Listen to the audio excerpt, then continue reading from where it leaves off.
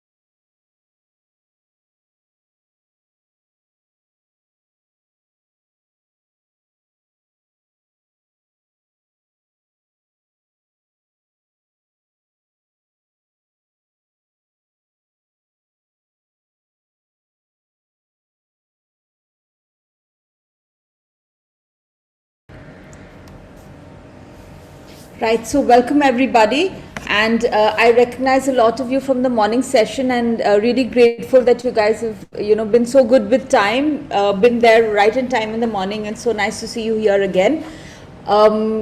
I think my video's off. Yeah, it's on. Okay, all right. So I just firstly want to take it up from where we left it off in the morning. The idea really is for us to share the various study destinations that we believe are the top study destinations for students across the world, and to give you an overview of what is possible for you across these study destinations. So we'll be looking at at study routes, prospects, visa processes, immigration processes, as well as college fees, right? So I did a quick overview for everybody's benefit for the morning session, and I'm just running through those slides briefly as people are joining in here. If there are any specific questions, you can put them in the chat. The agenda for the day, again, I'll just share that with you as I arrive at that slide. One moment here. Right, so the agenda, this is just a comparison of all the 5 top destinations. And I know a lot of people were clicking screenshots in the morning, and please feel free to take that. We will be sharing a video of the entire webinar with you, so you will have access to this easily. The agenda for today, we'll be now looking at, so we're done with the morning sessions, which is the overview with Martin's session on the US, with Fanzang's session on Canada, and we've had a long break, and now we are going to go on to a session on Ireland, for which we have Nilanjana Shihn from Trinity College of Dublin with us. Followed by that, we have a session on UK from Durgha Ramji from London Metropolitan, and then a session on Germany, post which we'll share with you and answer your questions on how we work with students and what services we offer that will be of value to you. So right now the time is for Ireland, and Nilanjana has been very forthcoming with all the information. Last time when we spoke to her, it was really inspiring to get an idea of what Ireland offers, and I'm so glad to see you here, Nilanjana. I'm stopping my slides. If you have something to share, please do introduce yourself and share with the others. We can't hear you for some reason, Nilanjana.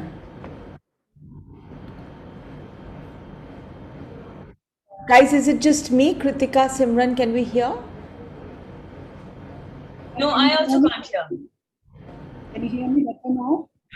Yeah, we can hear you a little now. It's still faint though, Nilanjana. Okay. I'll try to be a little loud then. My name This is good. And I'm the recruitment manager for Trinity College Dublin. So I'll quickly share my screen so that I can run through the presentation. Sure, your video's off though, if it's all right to turn it on. Yeah, there, wonderful.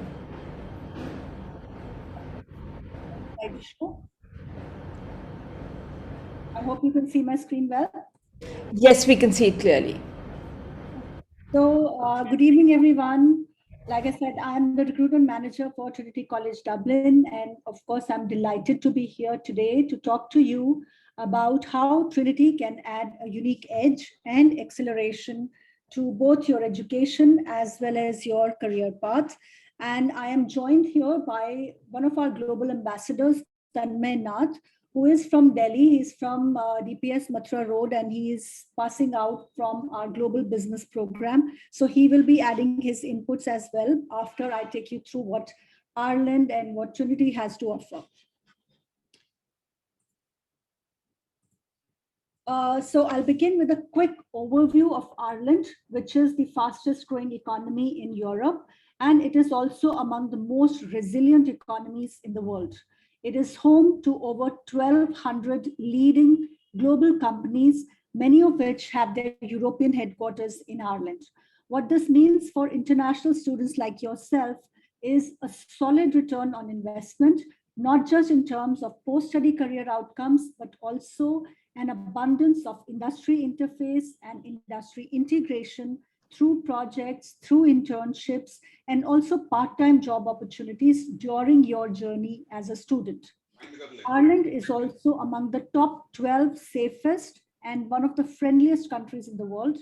With Brexit, it is now the only viable English-speaking country in the European Union, and it offers a one-year stay back or job search visa for all international students. This slide presents the economic climate in Ireland. ICT, financial services, medical tech, and biopharma are the key sectors of Irish economy. It is world's second largest exporter of IT and computer services, and global giants like Google, Facebook, Apple, Microsoft, LinkedIn, Twitter, Intel, Accenture, HP, IBM, PayPal, to name just a few of the many organizations that have their European headquarters. Just allow me a moment. That have their European headquarters in Ireland. Ireland is also the top European country for international pharmaceutical investment and the second largest employer of medtech professionals in Europe. It is also the most entrepreneurial country in Europe. Now, the reason to highlight the bustling economic scenario in Ireland is to give you a clear sense of the employability options that are readily available to international students. This slide will give you a location of Ireland right here in relation to Europe, demonstrating why it is rightly called the gateway between continental Europe and the US. The slide also shows the location of Dublin right here in relation to Ireland. Moving to Ireland's capital city, Dublin, which, as you can see, lies almost at the center of the universe. So it is a young, friendly, cosmopolitan city and one of the best student cities in the world, offering a safe and stimulating experience as a UNESCO City of Literature and also a global tech hub. This is an aerial view of our 47-acre campus located right in the heart of Dublin city centre. And this is Trinity College Dublin, which is one of the 7 ancient universities of the world, which include Oxford and Cambridge. These 7 universities are ancient because they're all more than 400 years old. Trinity College was founded by Queen Elizabeth I under the same legal charter as Oxford Cambridge, and today we continue to offer the same model of superior education.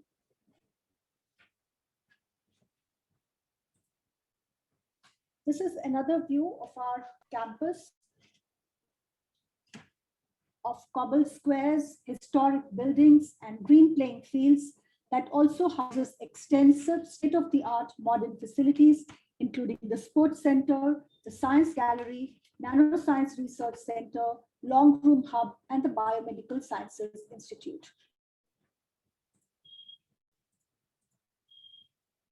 And this is a snapshot of our campuses located in the Global Innovation Hub and surrounded by numerous unmistakable corporate giants, be it the big G, the A, or the F, among various other major companies. Trinity is globally recognized as a research-intensive university, and there are several reasons for it. To name a few, it is the recipient of largest amount of research funding in Ireland, and it is the only Irish university to be part of the prestigious LERU, that is the League of European Research Universities. Trinity's campus is Ireland's largest research center, which hosts national centers funded by Science Foundation Ireland, alongside our own research institutes. All our teaching staff are PhD scholars, and a majority are thought leaders in their respective fields. But most importantly, for you as a student, being a research-led institution has a clear impact on the way our courses are designed. So every student, whether undergrad or postgrad, has to complete a capstone project or a dissertation, which accounts for 1/3 of the final degree mark. This project is directly linked to a real industry or research project. Here are some quick facts for your easy reference.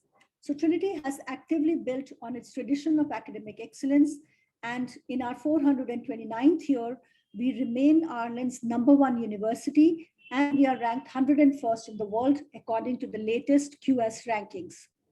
With over 400 industry partners, Trinity is ranked among the top 100 in the world for employability of its graduates, and we have also been ranked the most entrepreneurial university throughout the 6th consecutive year. Overall, we are a medium-sized university with about 18,000 students from over 120 countries, and these include about 5,000 postgrad and 13,000 undergrad students. 28% of our student body and 40% of our academic staff are international, which makes Trinity the 8th most international university in the world, according to the latest Times Higher Education World Rankings. American students represent the largest cohort of non-EU community on our campus. And in terms of Indian student numbers, currently we have about 650 Indian students.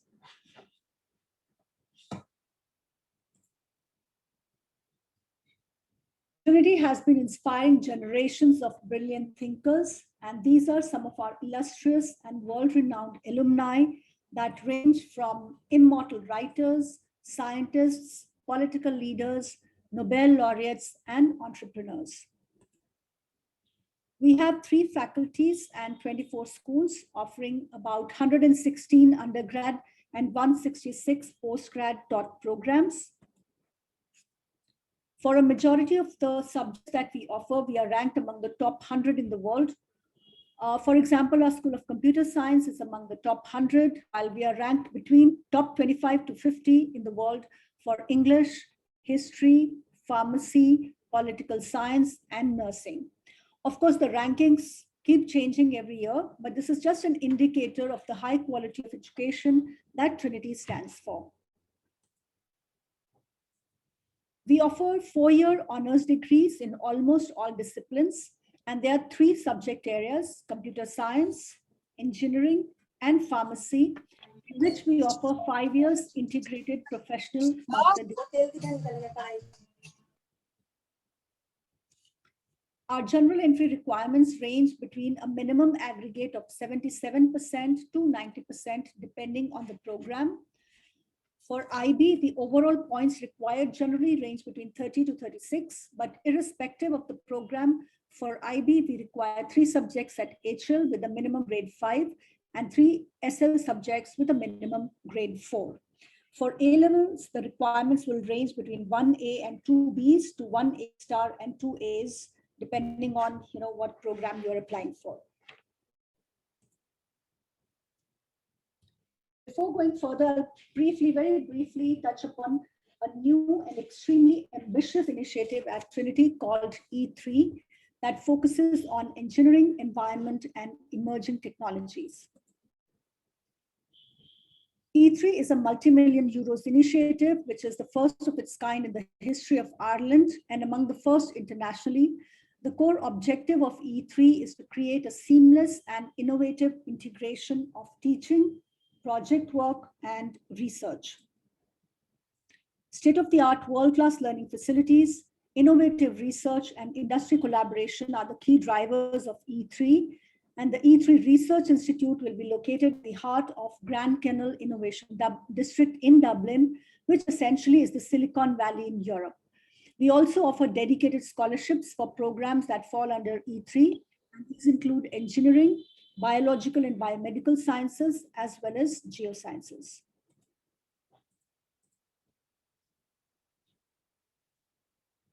I'll now very quickly take you through some of our most popular programs, starting with the programs offered by a School of Computer Science, which hosts major research centers of Science Foundation Ireland. You can see 2 of these in this slide. One is Connect right here, and the other is Adapt.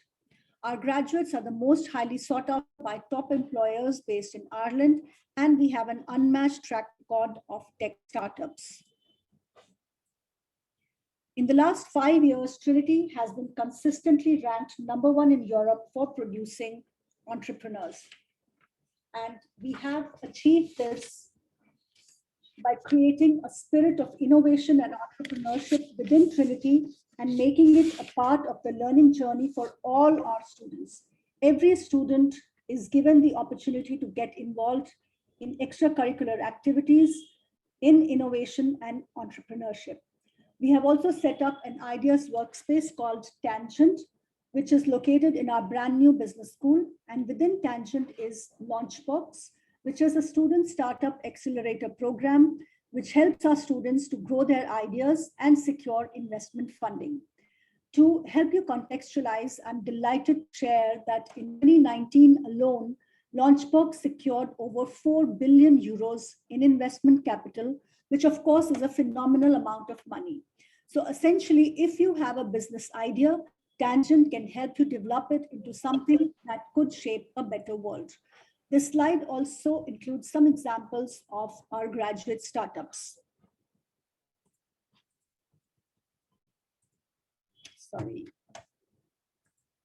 So computer science at Trinity is an immersive program that covers the breadth and depth of the subject. You can choose the 4-year course, which is fully taught, or the 5-year integrated route, which includes an option for a 6-month paid internship in year 4. These are some examples and process of industry or research lab internships for our students. The internships are arranged through Speed Connect, which is an event with internship host companies, organizations, or research labs. And students work on real projects or products while being supported by host mentor and TCD Academic Association.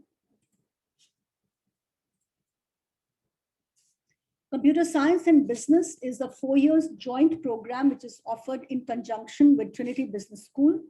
Students have a choice to major in either business or computer science, and there is also an option for joint honors or double majors in both subjects. Management Science and Information System Studies is an advanced program for those students who wish to graduate with multidisciplinary skills. It provides students the opportunity to undertake a project for a client in the real business world in the 4th year, and graduates of this program are particularly sought after by leading management consultancy firms and financial firms in London, New York, or IFSC in Dublin. Moving now to programs offered by our 180 years old School of Engineering, which is ranked among the top 200 in the world and is one of the oldest engineering schools in the world. So our engineering programs are designed in what is called the common entry way. So the first 2 years of our program are common entry, which means that all students follow a common curriculum of basic courses. And towards the end of year 2, students choose to specialize in one of these 6 streams of engineering profession that we offer. We take a total of about 200 students every year, which split across the 6 streams from 3rd year onwards. For all our engineering programs, students have the option of a 5-year integrated route.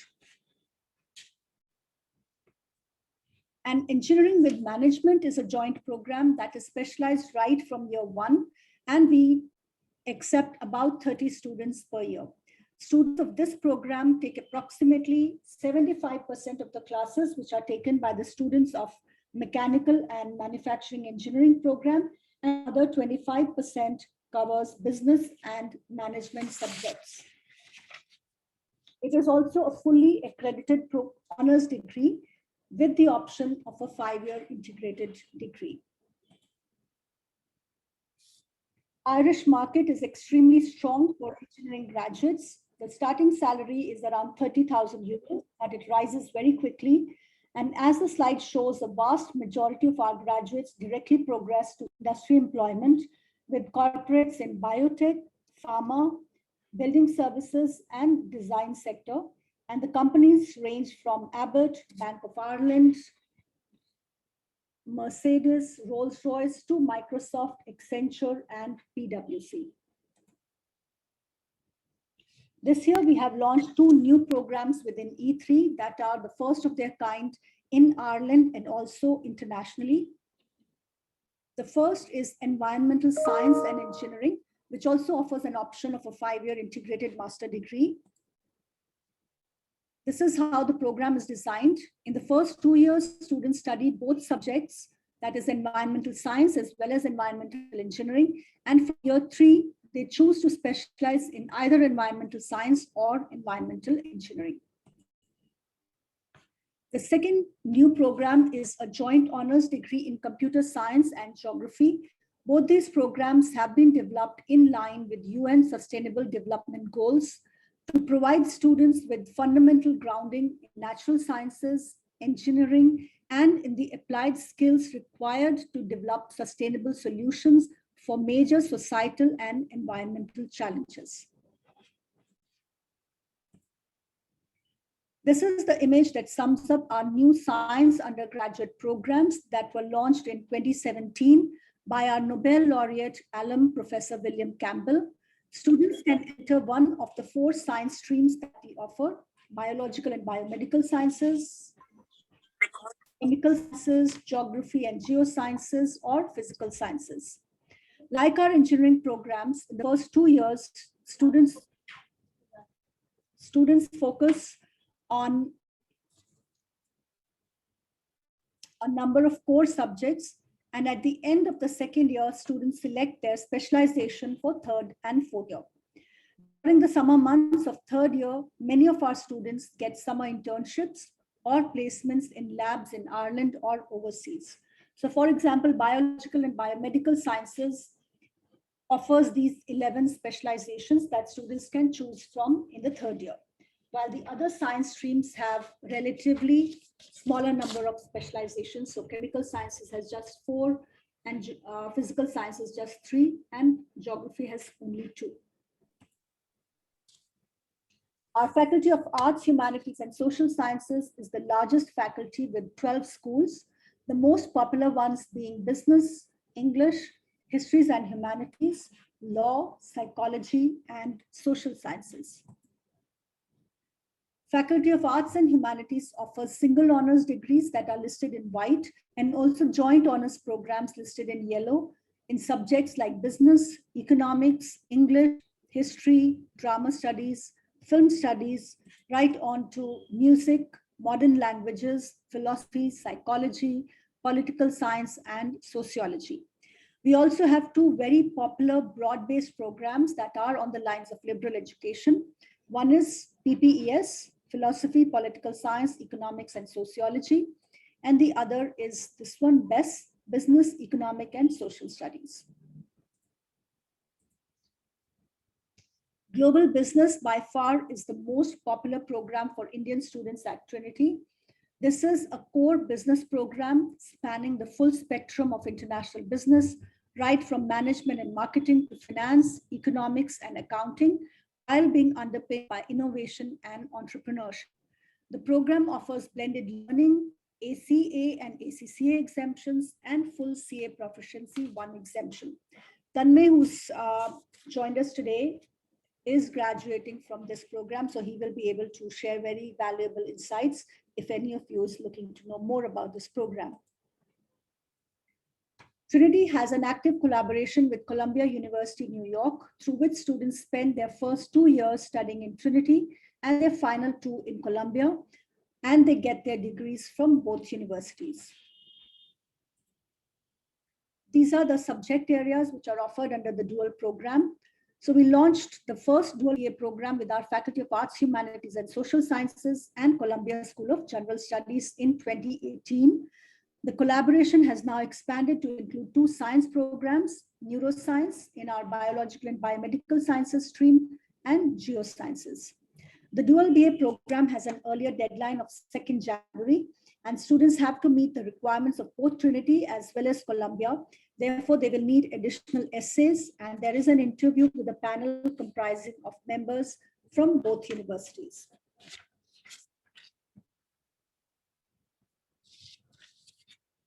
We have over 300 collaborations with top universities throughout the world, where students can choose to study either 1 semester or the full 3rd year of their program. And these will include the top universities across US, Canada, Australia, Europe, as well as Asia.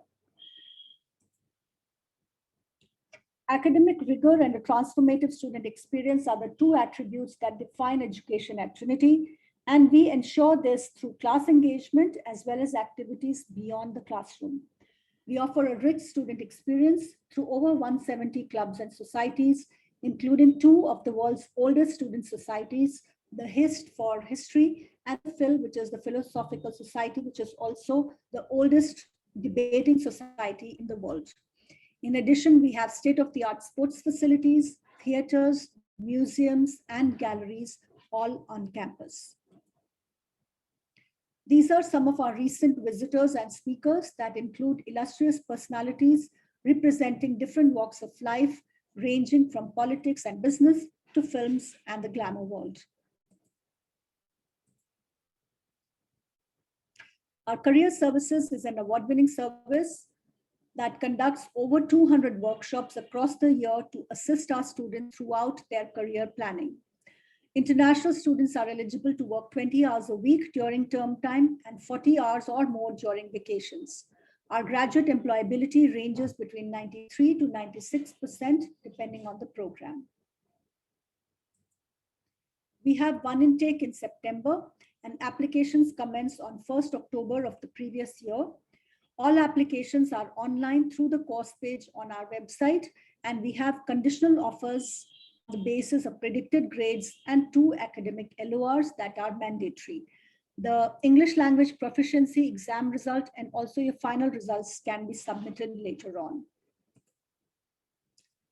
Our average tuition fee would range between 19,000 euros to 26,000 euros. So essentially all programs that are conducted by the Faculty of Arts, Humanities and Social Sciences will be 19,000 euros per year, whereas all programs which are STEM programs, lab-based programs will be about 26,000.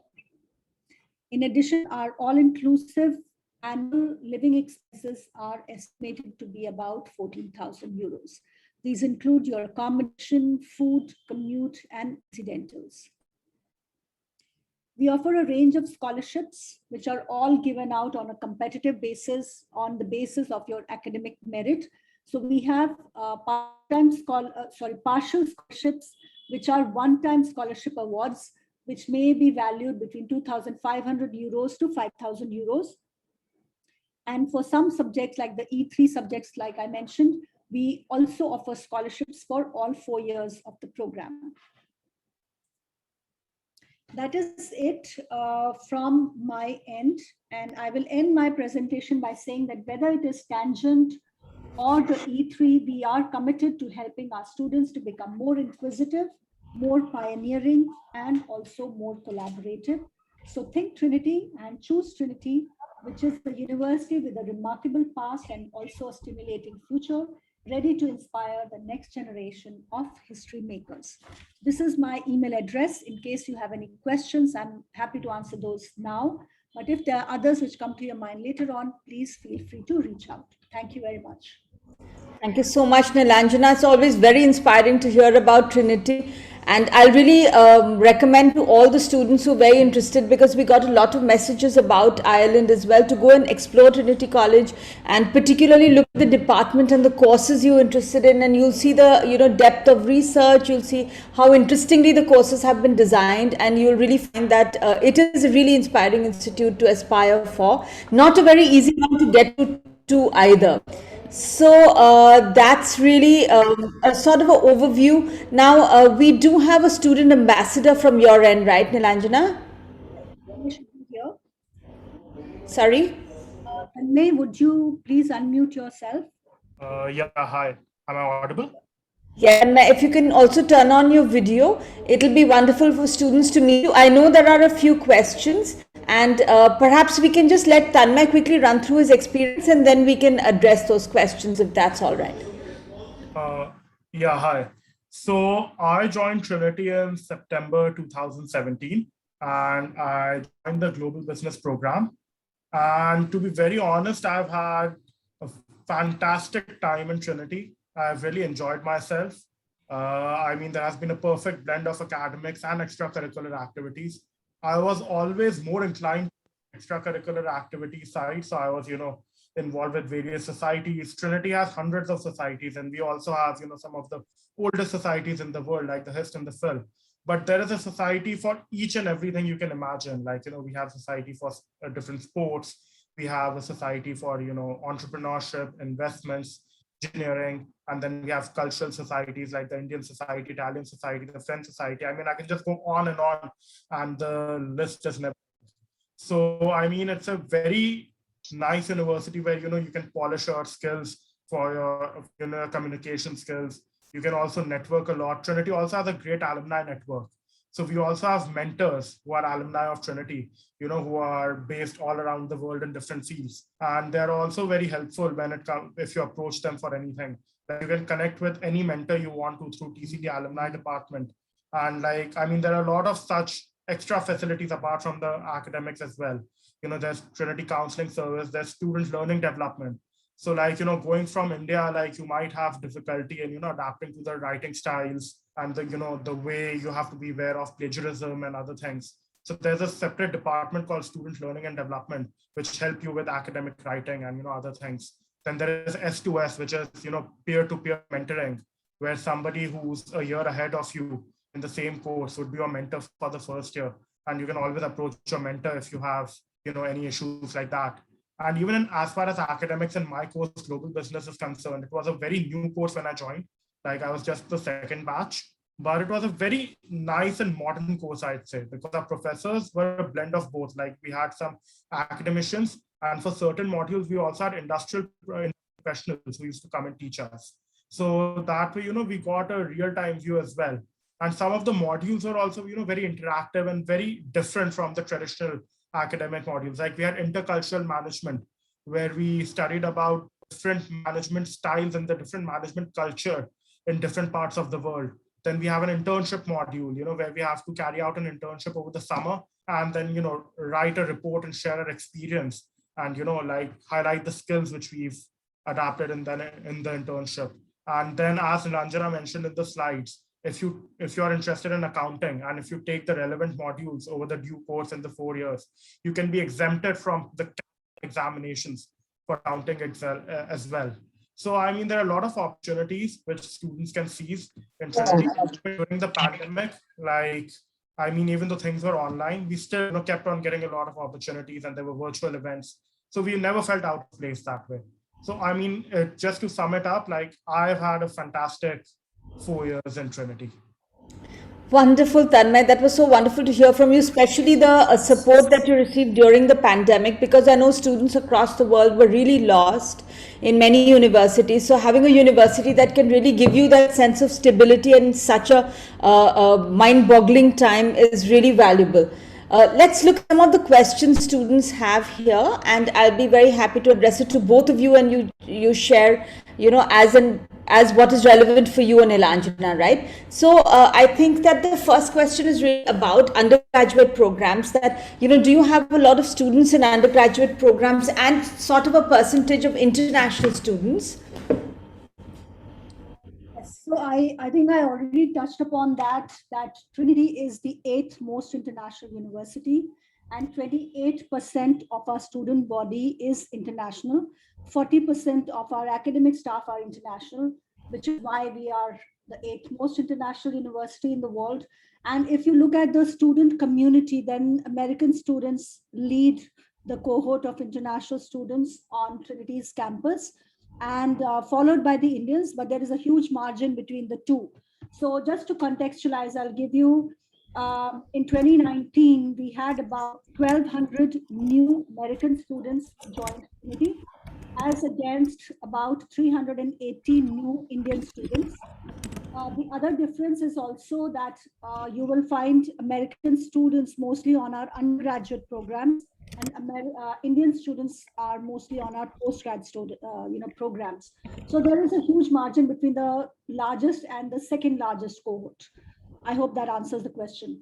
Yes, Nilanjana, thank you. And there are also questions about post-study work visa and placement, which you did address. But, because that is one of the more attractive areas as far as the opportunity island presents, perhaps if you can briefly give that overview again, since the question is being asked again, just about the post-study work placement and the visa opportunity. All right. So in Ireland, anyone who completes a bachelor degree gets a 1-year stay back or graduate scheme visa is what the official terminology is. So it is essentially a job search visa where you have to look for a job, and once you find a job, it gets converted to a work permit. So 1 year is the duration that you get, and if you take any of the programs on the 5-year route, like computer science or engineering or pharmacy, then you get a 2-year visa. For all master degree programs, you get a 2-year stay back. And in terms of the support, I've already talked about our career services, yes, which offers over 200 workshops across the year. So I was, discussing the same with Tanmay the other day. And what we, agreed on is that, yes, there are a number of opportunities which are available in Ireland. Like I said, it is the fastest growing economy. It is the most resilient economy. We have over 1,200 multinational companies which have their base in Ireland. However, it would still be as competitive as any other part of the world. Right. Nilanjana, sorry, go ahead. What I was saying is that the supports are definitely there. You get a world-class education. You also get world-class facilities, support services like career services and the other supports that Tanmay mentioned. But yes, students are expected to be proactive and avail of those opportunities. So one key skill that you must bear in mind is time management. So you should be able to balance your time between your academics, make the most of life on campus to facilitate that. The way our programs are designed is that the first 2 years do not contribute to your final bachelor degree mark. The first 2 years is where we would want the students to broaden their horizons, to make the best use of the supports, the clubs and societies to expand their horizons, network, to make friends for life. The third year is very clearly focused on the learning outcomes, and the fourth year is absolutely focused on the career outcomes. I would also invite Tanmay to add some of his insights, how his experience has been from a student's perspective. Yeah, so as I also mentioned while I was speaking, that there are a lot of opportunities, but as a student, we have to go after them. And we have to be very active. And you get to network with a lot of people, like I mentioned, through the alumni network, through societies, and even through internships and all. Like there are a lot of internship opportunities which are available in Ireland as well, which are of course competitive. But a good thing about doing an internship is that you usually do your internship after your penultimate year, which is the summer after your third year. And in most of the cases, these internships get converted into a future, future full-time offer. So like for once you graduate, like, they usually give you they call you back and they offer you a full-time job. So I think this is something which is really, which really takes off a lot of stress in the final year, because otherwise you have to manage your academics as well as hunt for a job in your final year. Whereas if you perform well in your internship and you already have an offer after your internship, you're more relaxed and you can, focus fully on your academics. So, these are just a few things people can think about before they apply. So is it, so this question's from me before I take on some of the other questions asked here, that it's quite strict academically in that sense, that it is a somewhat challenging sort of goals that have been set forward for students, as far as, like Nilanjana was mentioning, being able to manage your time. That I do, because students who've been going last year and the year before that, we have been telling them to know that they are entering a very strictly research university. It's a university with a very long academic tradition, and therefore the demands on you academically are also quite strong. Yeah, of course, like, academics require a good chunk of your time, but you can definitely take out, if you manage your time well, you can definitely take out time for other things as well, like going for extracurricular activities, socializing.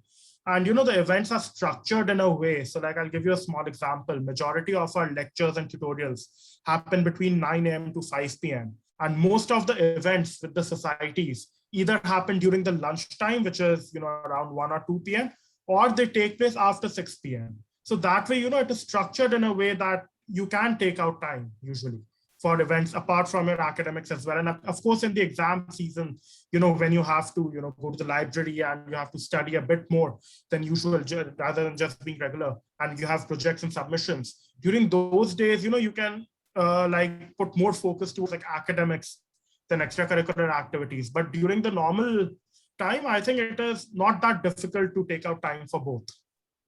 Wonderful. Great to hear that. It's very comforting to hear that. A couple of more questions here. One is that what about law programs? Does Trinity offer programs in law? Yes, we do. So we have 3 ways. One is a law degree, which is the LLB. We also offer joint degrees. We have law and business, and we also offer law with political science. So there are 3 degrees in law that we offer. 3 tracks that you can take in law. Another question over here is about the duration of the courses. That are there some 4-year courses and 3-year courses? Is the norm for 4-year undergrad courses? Yes, we do not have any 3-year programs. They are all 4-year honors degrees. The only exceptions would be the 3 subject areas, in which we offer the integrated masters. One is computer science, engineering, and pharmacy. Here also it is optional. Students can choose to exit after 4 years. It is a fully taught program in that case. If they take the 5-year route, then there is a 6-month paid internship component is on offer. So it is something which they decide towards the end of year 3, whether they want the 4-year route or the 5-year route. Wow, that sounds wonderful. So at the end of year 3, if they choose the 5-year route, then what they're really choosing is a 6-month paid internship and 6-month taught program, and they get a master's at the end of that. Right. So there are three options there also. For example, if they choose the 5-year route, then they can choose to spend the entire 4th year in Trinity also. That is also an option. They can choose to do 6 months in Trinity and 6 months as a paid internship. And the third is that they can choose to spend 6 months in Trinity and 6 months as part of an international collaboration, a study abroad program. Right. There's a question here I'm not completely clear about, but you may understand it. What's the criteria for getting scholarship in E3? Okay. So I mentioned about the E3 initiative that we have at Trinity. All the scholarships, whether E3 or the Global Excellence, which are the other scholarships, it is based on academic merit. So the minimum academic merit that we need for scholarships is 90% aggregate in class 12. And that is what qualifies you for the scholarship. And over and above your academics, what we also ask you is to present an essay as to how you will contribute to the Trinity community. To break it down, what I mean is that when you are looking for a simple admission into Trinity, we will only look at your academics. And when you are looking for a scholarship, then we look holistically at your entire profile, what you may have achieved or in your extracurricular or co-curricular activities. Whereas at the admission stage, your co-curriculars do not matter as much as your academics. Right, absolutely. So great to hear that, Nilanjana, and as always, it's extremely inspiring to hear you talk about Trinity College Dublin. We have a lot of students here who are also interested in masters. So they, perhaps if you can just spend 2 minutes giving a little overview of masters, that'll be wonderful. Sure. So all our master programs are 1 year in duration. And admissions into the master's program is more, I would say, more complex than undergraduate programs. So for admissions to our master's programs, we look at a range of factors. The first would be, we will be looking at the profile of your Indian institution. So we look at a range of rankings like NIRF rankings, it could be NUSER rankings, it could be NARIC rankings. The business school also looks at the India Today rankings to establish the standing of the Indian institution. Then we look at your overall aggregate, which should be a minimum of 60%. If it is a professional degree like engineering or computer science, then we look at about 70 to 75% aggregate. We also look closely at how you may have performed in the modules which are relevant to the subject. So for example, if it is computer science, looking at say your performance in subjects like foundational mathematics, computational mathematics, calculus, statistics, etc. And for some programs also there is additional assessment criteria. For example, if it is computer science, we have an online programming test that you have to take. If it is engineering programs or the E3 programs, then there is an interview with the course director.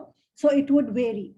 And also English language proficiency is a key criteria for admissions to our program. The minimum is 6.5, equivalent to 6.5 IELTS, but that is the minimum. So we are definitely looking at a higher than the minimum.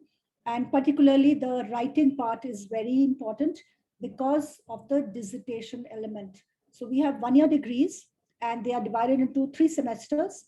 2 are your taught semesters, and then 1 is the dissertation that you have to do. And that again accounts for 40% of the final degree mark. So dissertation is a very important component of our master degrees. For that reason, writing component is very important. And we also need 2 academic LORs for all our master degrees as well. Wonderful. Very, very nice to know, Nilanjana. Thank you for going in depth on that. So, guys, we all now stand enlightened, and I'm sure many of you are very excited about applying to Ireland and also, inspired. It's not an easy university to get admission in. It's not even it's not just a cakewalk to walk through it and get out of it at the end also. It does demand a lot from you, but it's a great name to have on your resume, and it's really a great launch pad for your career in life and in Europe. Thank you so much, Nilanjana and Tanmay, for being here and for giving us that overview. Thanks very much. Bye, everyone. Thank you. Thank you. Bye-bye. Thanks, bye. Guys, we now move to UK, and we've got, I know there's a lot of interest in UK, and there has always been for many years. We have with us today, we have Durgha Ramji. Durgha has been associated with Inomi and spoken on several of our webinars. She's actually lived in the UK all her life, and she's visited India for a long time as well, so she understands our context, as well as she's done research on the graduate immigration route. She supported students in building their careers even after graduation, so she does understand the end-to-end picture of studying in UK, and she's representing London Metropolitan University today. But first, she'll sort of give you an overview of what studying in a UK is all about. Let me not take too much time then, and Durgha, over to you. Sure. Hi everyone, so my name is Durgha, and I'm the International Officer for India at London Metropolitan University. Alongside me, I also have my colleague Dhruv, who's the CEO and founder of Student Circus. So Student Circus is an organization we partner with to really support our international students think about their career opportunities during and then after graduation. So Dhruv, after my presentation, will share more, particularly on the graduate route visa, which the UK has now introduced. So I will begin my presentation and then Dhruv will continue. So I'm going to share my screen.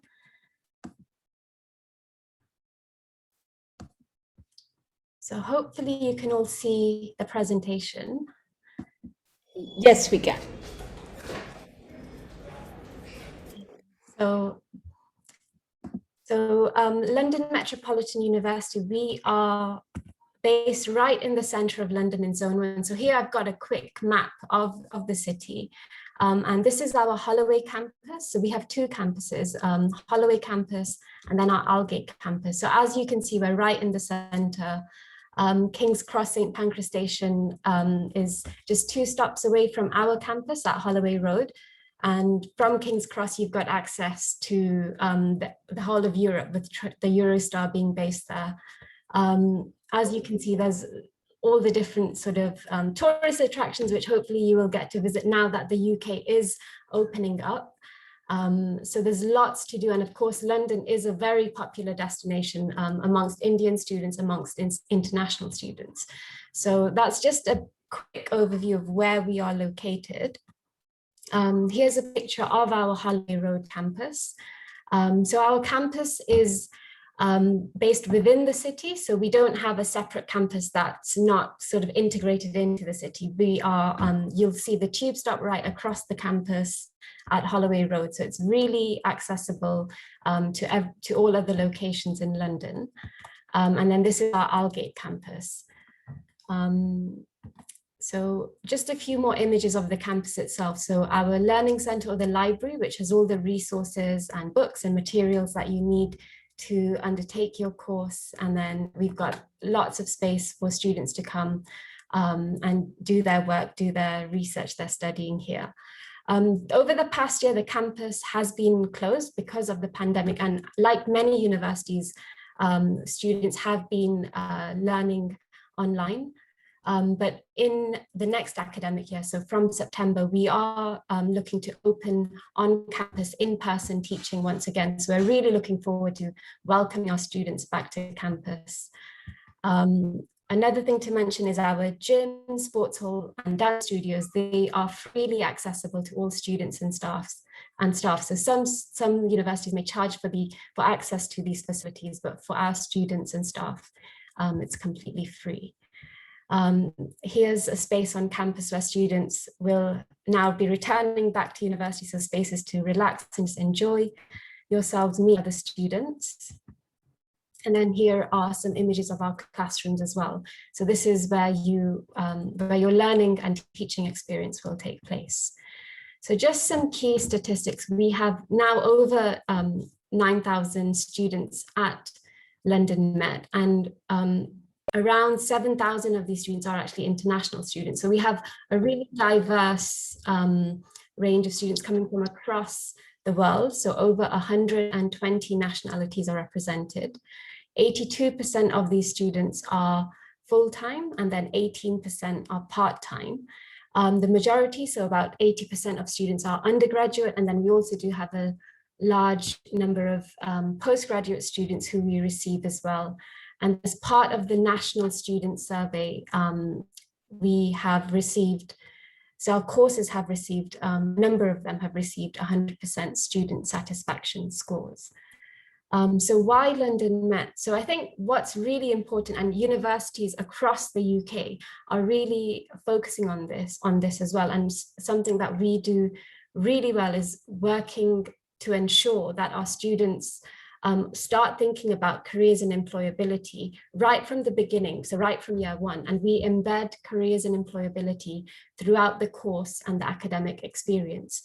London Met is, of course, we have a research element, but we are mainly sort of focused on our links with industry and offering students that vital professional experience while you are learning. So our courses and the degree structure is really tailored to what's happening in industry. What are those new emerging industry trends and practices, which will help you sort of fast forward into launching your career in the industry area that you want to work in the future. So all of our undergraduate degrees have the option to take a work-based learning opportunity. So this is a module that you can take, which will count towards your academic studies, which will give you the opportunity to gain industry experience. And here our careers team will be there to support you think about your CVs, the application process, and so that option to gain an internship experience along as part of your 3-year degree experience will be there. We also have a great focus on entrepreneurship, and our business incubator program is based on campus to support students who are thinking about starting their own business. And alongside that, looking at developing entrepreneurship skills. So having entrepreneurship skills doesn't mean you have to start your own business. Many companies will be looking at students who are entrepreneurial in their thinking and how they approach a challenge and problem. So it's really important to develop that skill set. And then in terms of our international graduates who are looking to work in the UK, it has been challenging, I think, in the past few years when we didn't have the post-work study visa. So for international students to continue and gain work opportunities in the UK, it has been challenging, but now the UK government has launched the graduate route visa once again. So reintroducing what was then known as the post-work study visa. So this is something Dhruv will be sharing more about, but I think it's really exciting. It's a really exciting opportunity now for students who are looking at the UK and who would like to gain that work experience after they graduate. So in terms of the application process, you can, of course, apply via UCAS or directly through our website.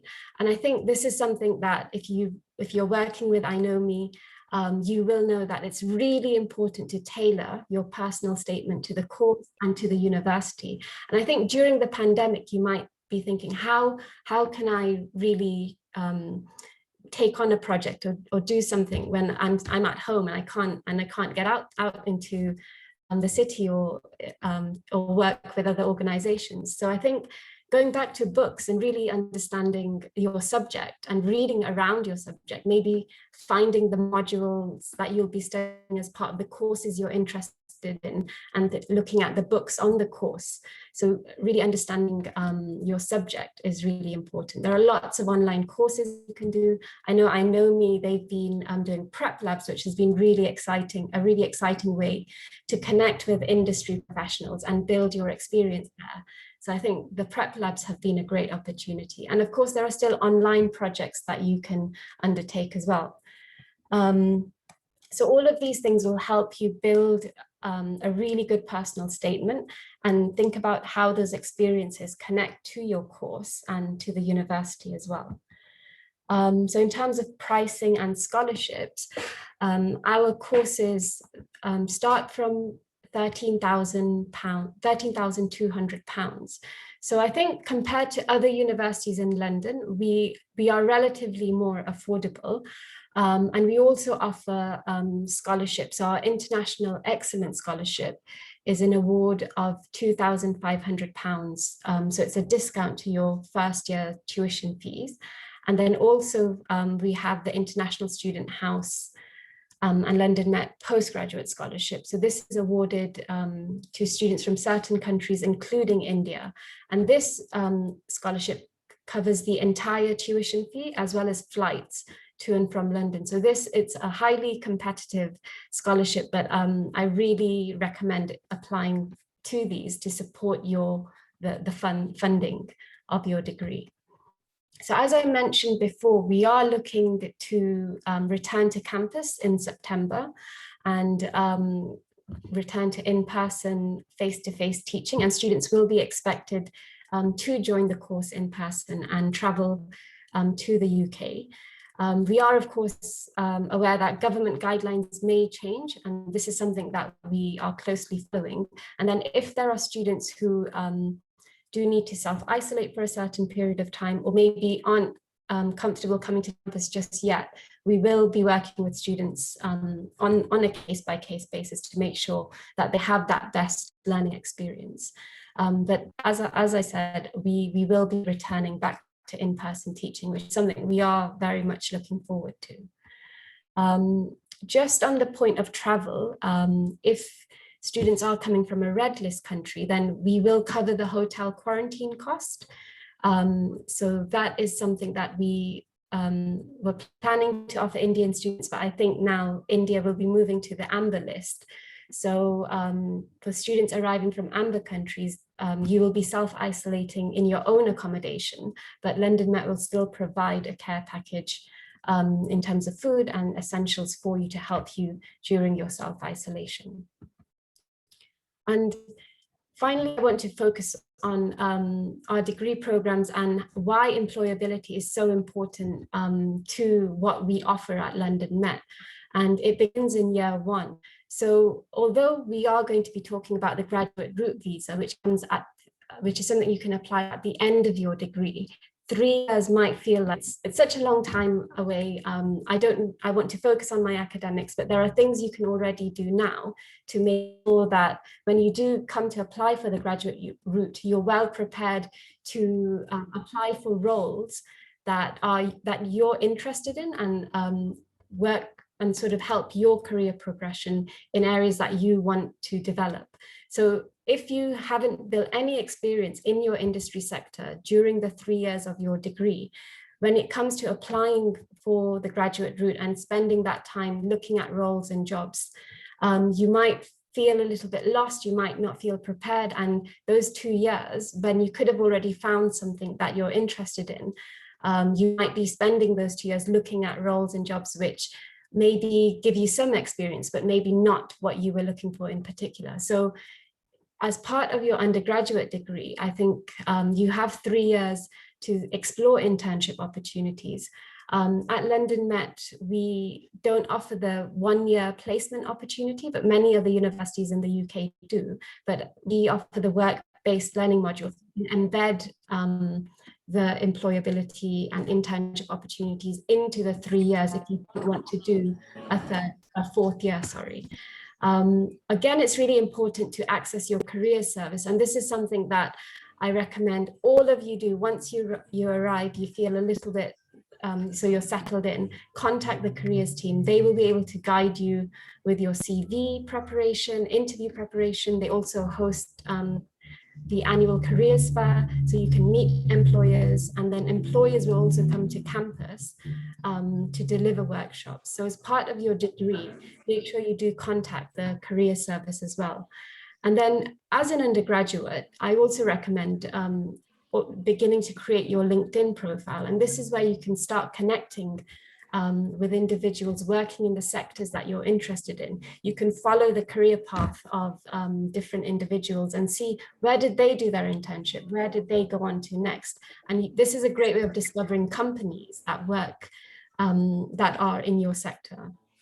So for students who are postgraduate, who are looking at postgraduate degrees, your 1 year as part of the degree will certainly fly by. It will feel like it will sort of go by really fast. So as postgraduate students, again, it's very important that you're aware of employer deadlines. So many companies will have graduate schemes, but if you're not aware of the deadlines, you may miss these. So doing a bit of research, perhaps even before starting the degree, is something that I would recommend for those of you looking at postgraduate opportunities. And again, reach out to the careers team even before you've joined the degree program. Perhaps that email will be available on the website.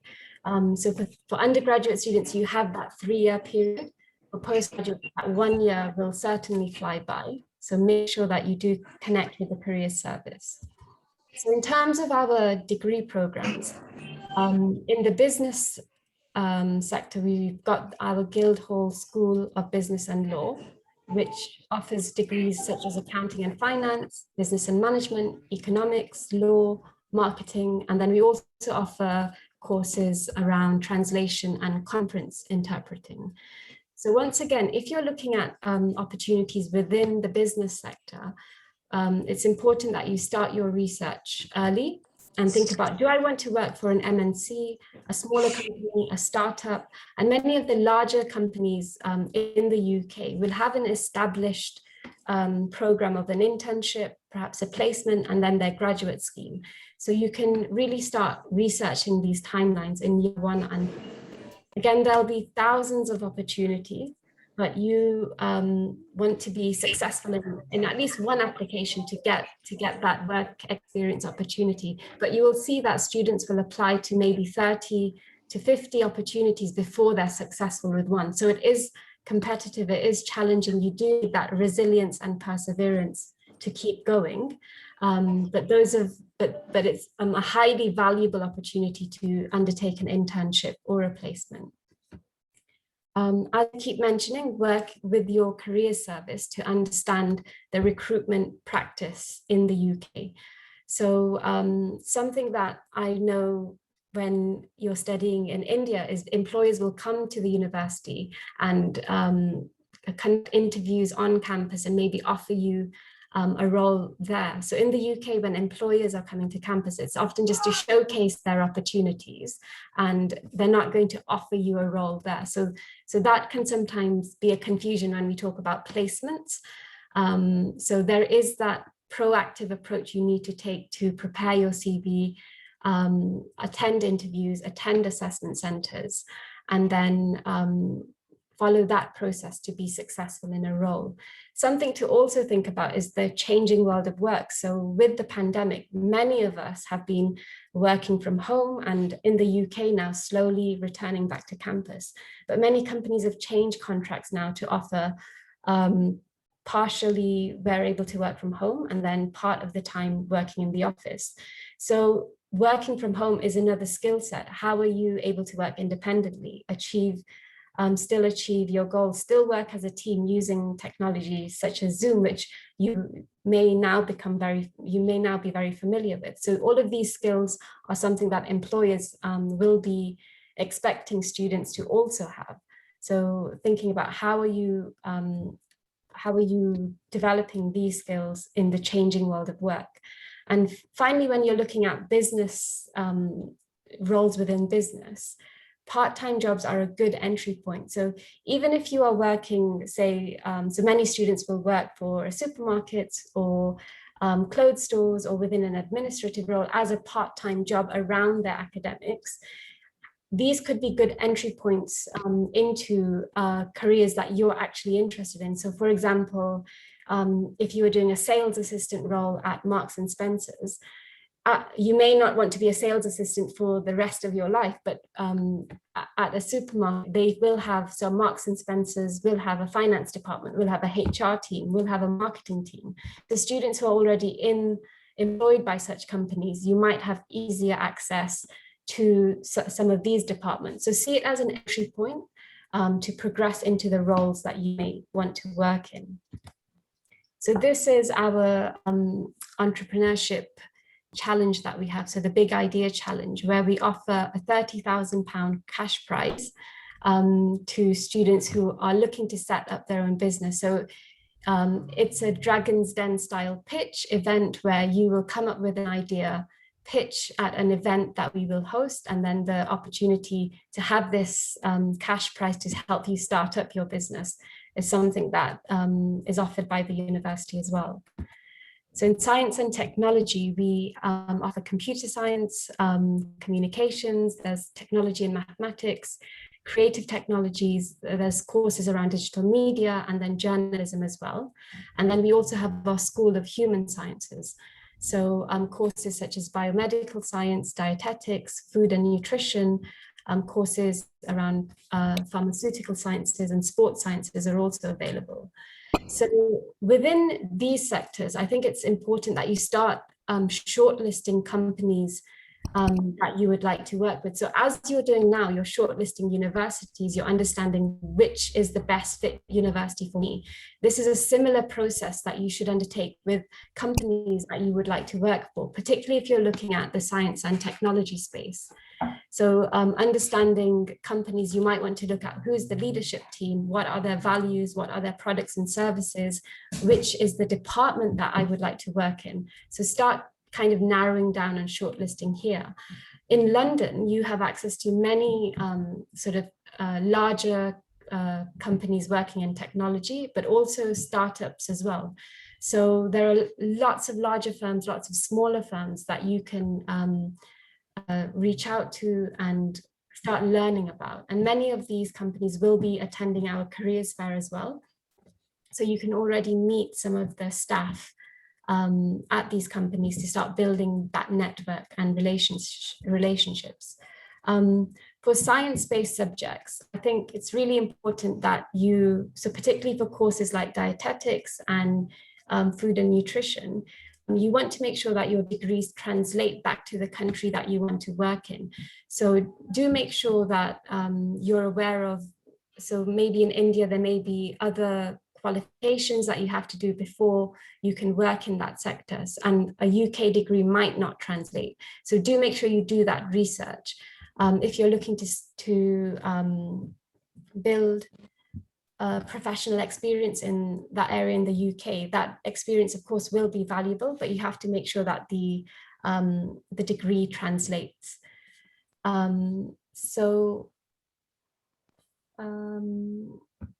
One moment. So yeah, so let me move on to creative arts now. So in our School of Art, Architecture and Design, we have courses across the board here as well. So architecture, design, English and creative writing, fine art, fashion, jewelry, and photography. So I think establishing yourself in the creative arts is competitive and challenging in any country. But I think in the UK, what's really good is that there is funding and support available. So from organizations such as the UK Arts Council, the Leverhulme Trust, art galleries, the British Council, and also many companies that are working in this space offer competitions to students because they're looking for the next best talent. So these are opportunities that you can research to help you establish yourself in this field. Alongside that, it's important that you start developing your portfolio and also your professional network and using the academics and connecting with alumni in this space to really help you build your career in this sector. And with the creative arts, I think artists also have to think about being entrepreneurs as well. Your creative process may be at the heart of what you do, but then you have to think about business development, marketing, sales, the partnerships you might create, your online and e-commerce platform to sell your work. So there's a lot that goes into working in the creative arts industry in the UK. So this is our summer show, which takes place for students to showcase their work and the industry sectors relevant to the degree program that is being showcased will be invited as well. So you can again build those relationships. And then finally, we have our School of Social Professions and the School of Social Sciences. So this is for degree programs connected to the humanities subjects and education, and then health and social work as well. So again, you want to make sure that these degrees translate to the country that you would like to work in. And again, thinking about any further training or development that you may need to take before entering these sectors. And then finally, to end the presentation, something that you might want to start thinking about is preparing for jobs that don't exist yet. So with the development of new technology, with globalization, new jobs are going to be created. And for example, 10 to 12 years ago, when social media was quite new, the role of a social media manager did not exist. And now larger companies would not be able to function without such a role. So think about the transferable skills that you are able to develop, which will prepare you for jobs that don't exist yet. So skills such as creativity, problem solving, how you work in a team, your communication skills, all of these things will translate across any industry sector.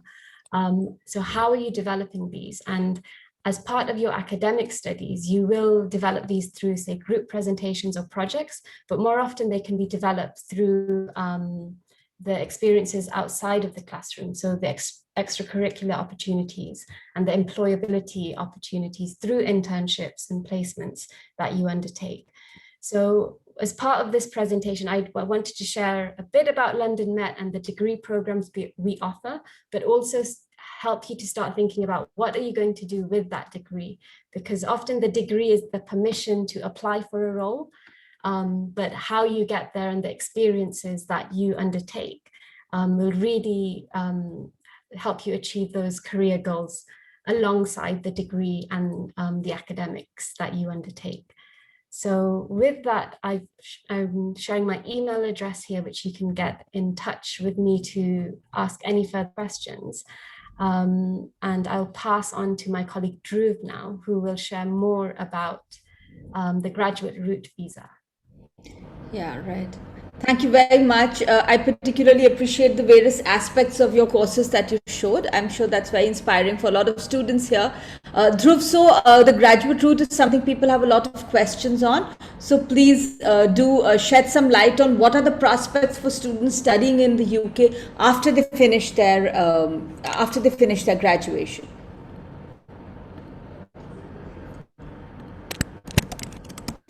Hi guys, thank you so much for inviting me here, and I'm going to be sharing more information about job search for international students in the UK, talking a little bit about the graduate route, but I do need to make a kind of disclosure here that I am not a lawyer, I'm not a legal professional, so all the information that I'm going to give is going to be quite generic. If there is any student or parent having any personal questions, I would request, asking Durgha to connect their visa team so that, the university can look at them, because we're not allowed to share personal questions and answers on a public forum.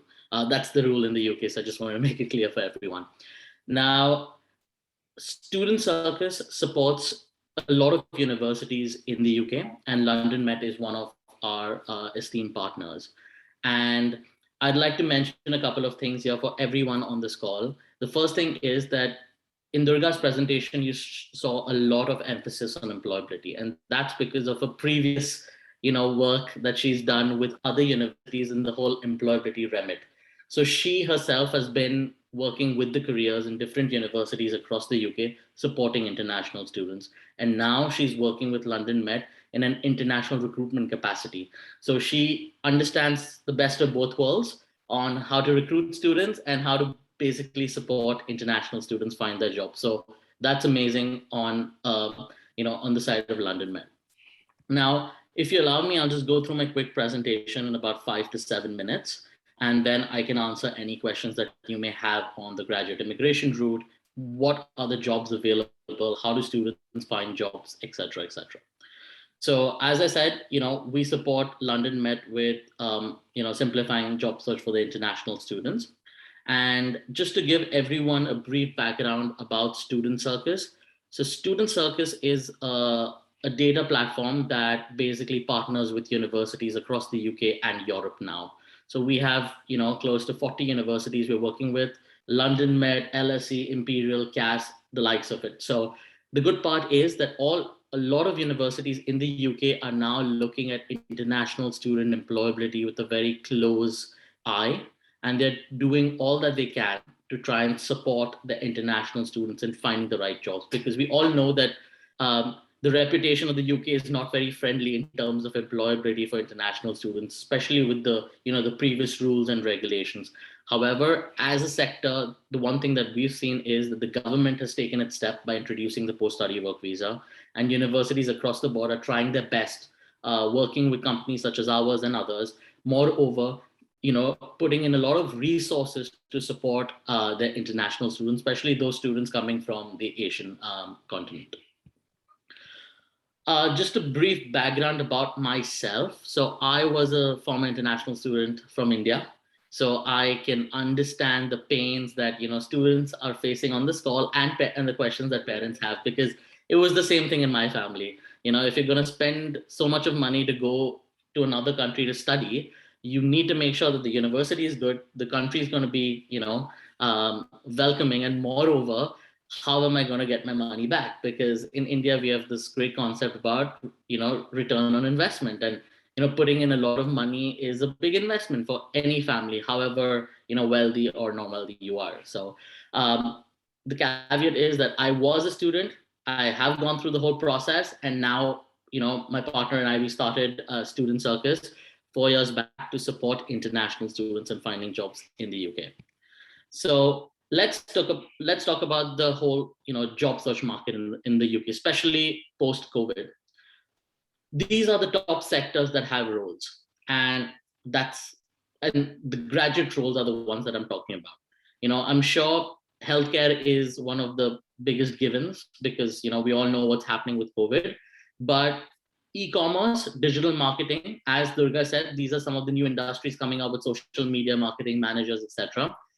Information technology. These companies did not stop hiring because they could work from home as well. Finance was also one of the sectors which continued their hiring. They dipped it last year. However, we're expecting it to, if not reach to 2019 levels, at least come close to it this year. So banks had more work. If you look at any bank in the UK, they've made more profit this year than they ever made in the previous 10 years. And that's because the government has pushed in a lot of money into the economy, which is also fueling more work for the banks. Hence, they need more people to do jobs. And finally, you have real estate and construction. That is because for all those students that are doing engineering, the government is putting in trillions of pounds to basically enhance railway networks. We have a new tube line coming in London. We have a new rail network coming up north and south of the country, and they're pushing 5G internet to all villages in the UK as well. So basically, the government is pushing in a lot of money, and that's why you have all of this taking place. So if you're a student or if you're a parent, trying to support your students, these are some of the sectors that are still hiring in a big way in the UK in 2021. Now, let's look at the timeline for international students. And I think this is one infographic we share across the board, because I was an Indian student, and we are used to getting roles in India through connections, through influence, etc., etc. However, the one thing that I would highly recommend students and parents to understand when they come to the UK or any country in the West is that you need to forget all those things when you leave India. In the UK, it's purely on merit. And as Durgha says, it doesn't matter whether you go to an Oxford, Cambridge, or a London Met. All students have equal opportunities. And that's one of the biggest advantages of studying in the UK. You have nothing like campus placements. Companies come on campus for their employment fairs, but they actually share details on how to work, what's the culture, etc. If you need to apply for roles, you need to apply by yourselves. You need to be proactive. And through our research, we found that a lot of students, try to use shortcuts, because the quick way to work is, it's smart working, not hard working. But however, I have to break the myth and say in the UK, it's a lot of hard work to get a job, because you need to understand that the job search market in the UK is very different to any country. It's very different to the US, it's very different to Canada.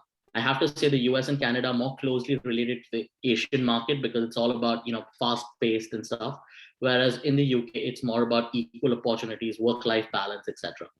So from the time you come to the UK, you need to do all these different steps: visiting your career services, getting your CV reviewed by professionals in the career services.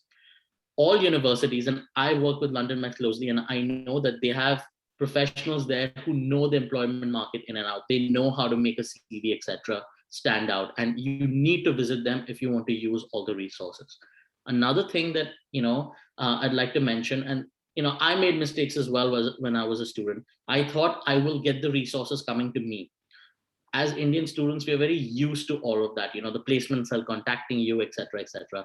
In the UK, it does not work that way. You need to contact the relevant departments.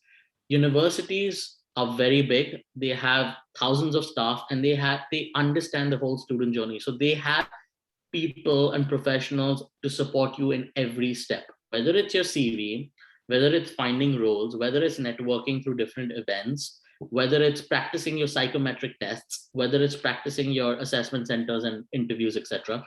Universities have resources for everything. However, the only way you need to access them is to reach out to professionals in the university, the career services, the visa team, the alumni team. Just like, the colleagues from Trinity said that, events are planned throughout the year. I myself do multiple events with London Met students throughout the year. And we've seen that only those students that, make the effort of coming to events, make the effort of reaching out to, the career services, etc., are the ones that are successful in the end. So again, it's a long drawn process. Whether you look at, UK, Ireland, France, Germany, anywhere in the world, you need to make the effort yourself. And specifically, you need to make a little more effort because A, you're an international student, and B, you're trying to adapt to a different country, a different culture, etc.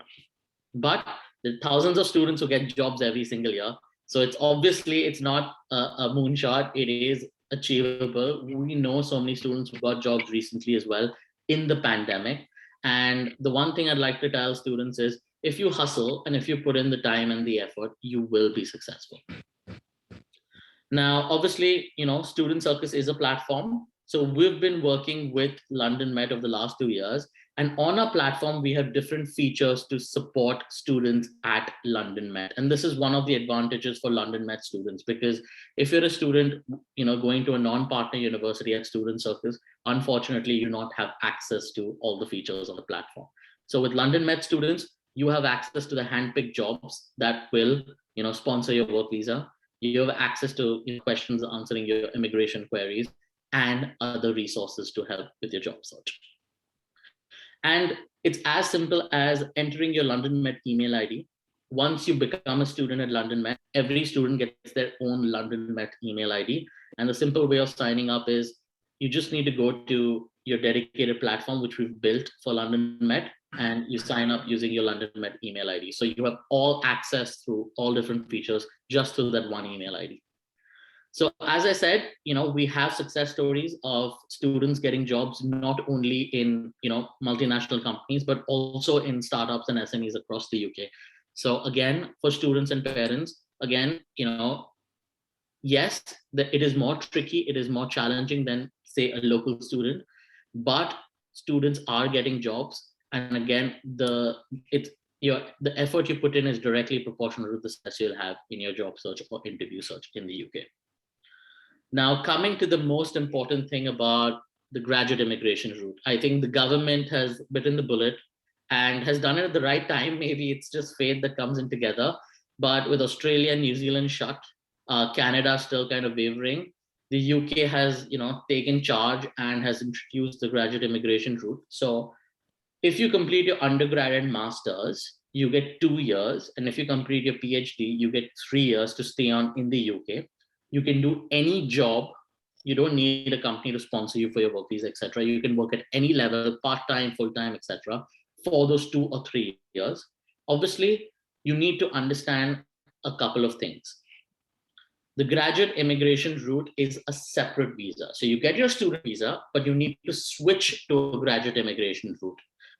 Based on the release of the policy guidance, you need to make sure that you meet certain requirements. So you need to pass your degree. You can't, fail your degree and get the graduate immigration route. So it's fairly simple in those senses. However, the key thing to keep in mind is that it's a separate visa, which means there is an additional visa fee. There is an immigration health surcharge also that goes with it. But there are a couple of things to keep in mind.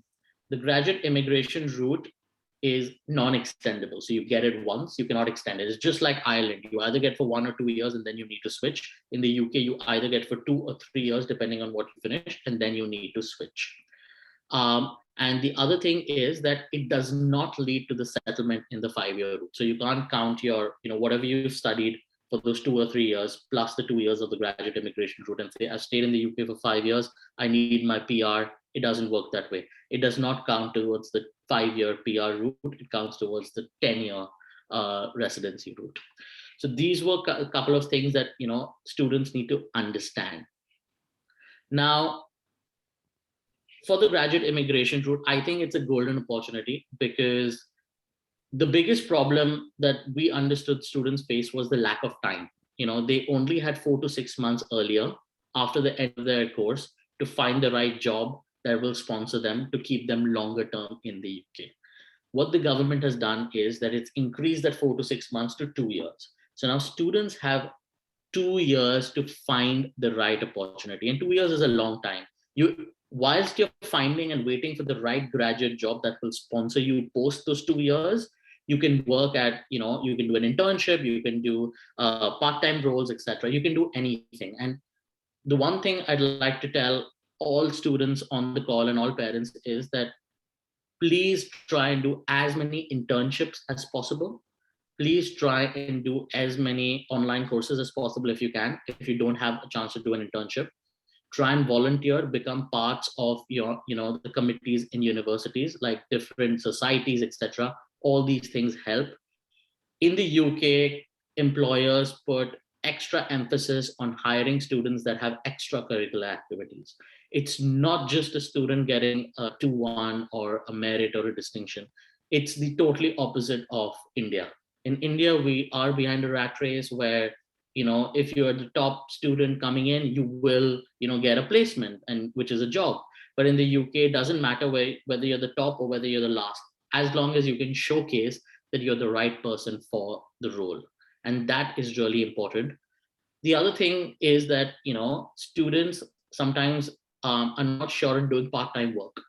And I understand that during their degree time, they don't want to, deviate their focus, etc. But the one thing I'd like to say is, if you have a chance and if you think you can manage your degree and doing some sort of a part-time job or an internship, please do it. Stats in the UK showcase that 60 to 70% of all students that get jobs, graduate jobs, are the ones that have had previous work experience in the UK. So it doesn't matter if you're working at a Pizza Hut or a McDonald's, you will learn a lot at those companies. So, one of the things that when I was coming, we're just like, oh, I don't want to become a pizza delivery boy. Sometimes it's ingrained in our brain that, you don't want to become on a petrol pump attendant, for example. But in the UK, just move those inhibitions away and do anything. It doesn't matter how small, it doesn't matter how big. Anything and everything in terms of professional experience counts towards making your CV stronger. And all these things together, being proactive, getting work experience, volunteering experience, part-time experience, internship experience, starting early, understanding the visa rules, what the graduate immigration route allows, what it doesn't allow, etc., and using the resources that the university provides. You have to do all these 3 and 4 things together to be successful in getting the right job. Additionally, the government also has different ways in which students can showcase their skill. So I'm sure some students on this call must be very entrepreneurial in nature. They don't want to get jobs. They want to start their own companies. I did that. I started Student Circus right after uni, and I got sponsored for the startup visa for that. So, I'm one of the couple of hundreds that, have been lucky to get it, but it's an amazing visa which allows you to start your own company. I believe graduate immigration route also allows you to do that. There's still some clarification left, but trust me, starting a company in the UK is easy. It's not difficult like how I've heard in India, because we have a company in India as well. And it's great to do business in the UK. And I'm sure Durgha will tell you more about that as well. But the government understands that, there are students that just don't want to go through the traditional route of getting a job. Some of them want to start their own companies. The UK is the startup capital of Europe. You have a lot of opportunities. You must have seen venture funding is going through the roof in the UK as well. So again, these are great things that, make UK attractive and moreover make London attractive. And other ways are, getting the tier 5 government authorized exchange. You've seen that the India and UK are signing the trade deal, and there's a new visa category also coming up, which allows, students to come on exchange for 2 years. So there are various different ways in which you can find the visa to stay and do some sort of role or work in the UK. You just need to understand which is the best fit for you personally. But that's it in terms of a presentation from my side. If you have any questions and want to check out more about our company, these are the URLs you can reach us on. But I'll be happy to answer any questions that, students or parents have. Thank you. Thank you, Dhruv. Thank you very much. I really learned a lot over here, and I'm sure a lot of students have been listening very intently, not just to what the possibilities are, but to the excellent guidance both Durgha and you have provided on how to actually leverage those possibilities and how to leverage all the resources that are available to them. And actually it holds true across countries really that while there are a lot of legal structures and pathways for you to take towards immigration and finding jobs, it's really about how you take it on and how you present yourself to make it work. So thank you very much. Thank you. So there are a couple of questions over here, and people who have more questions for Dhruv or Durgha, please put them over here. I have a question on law.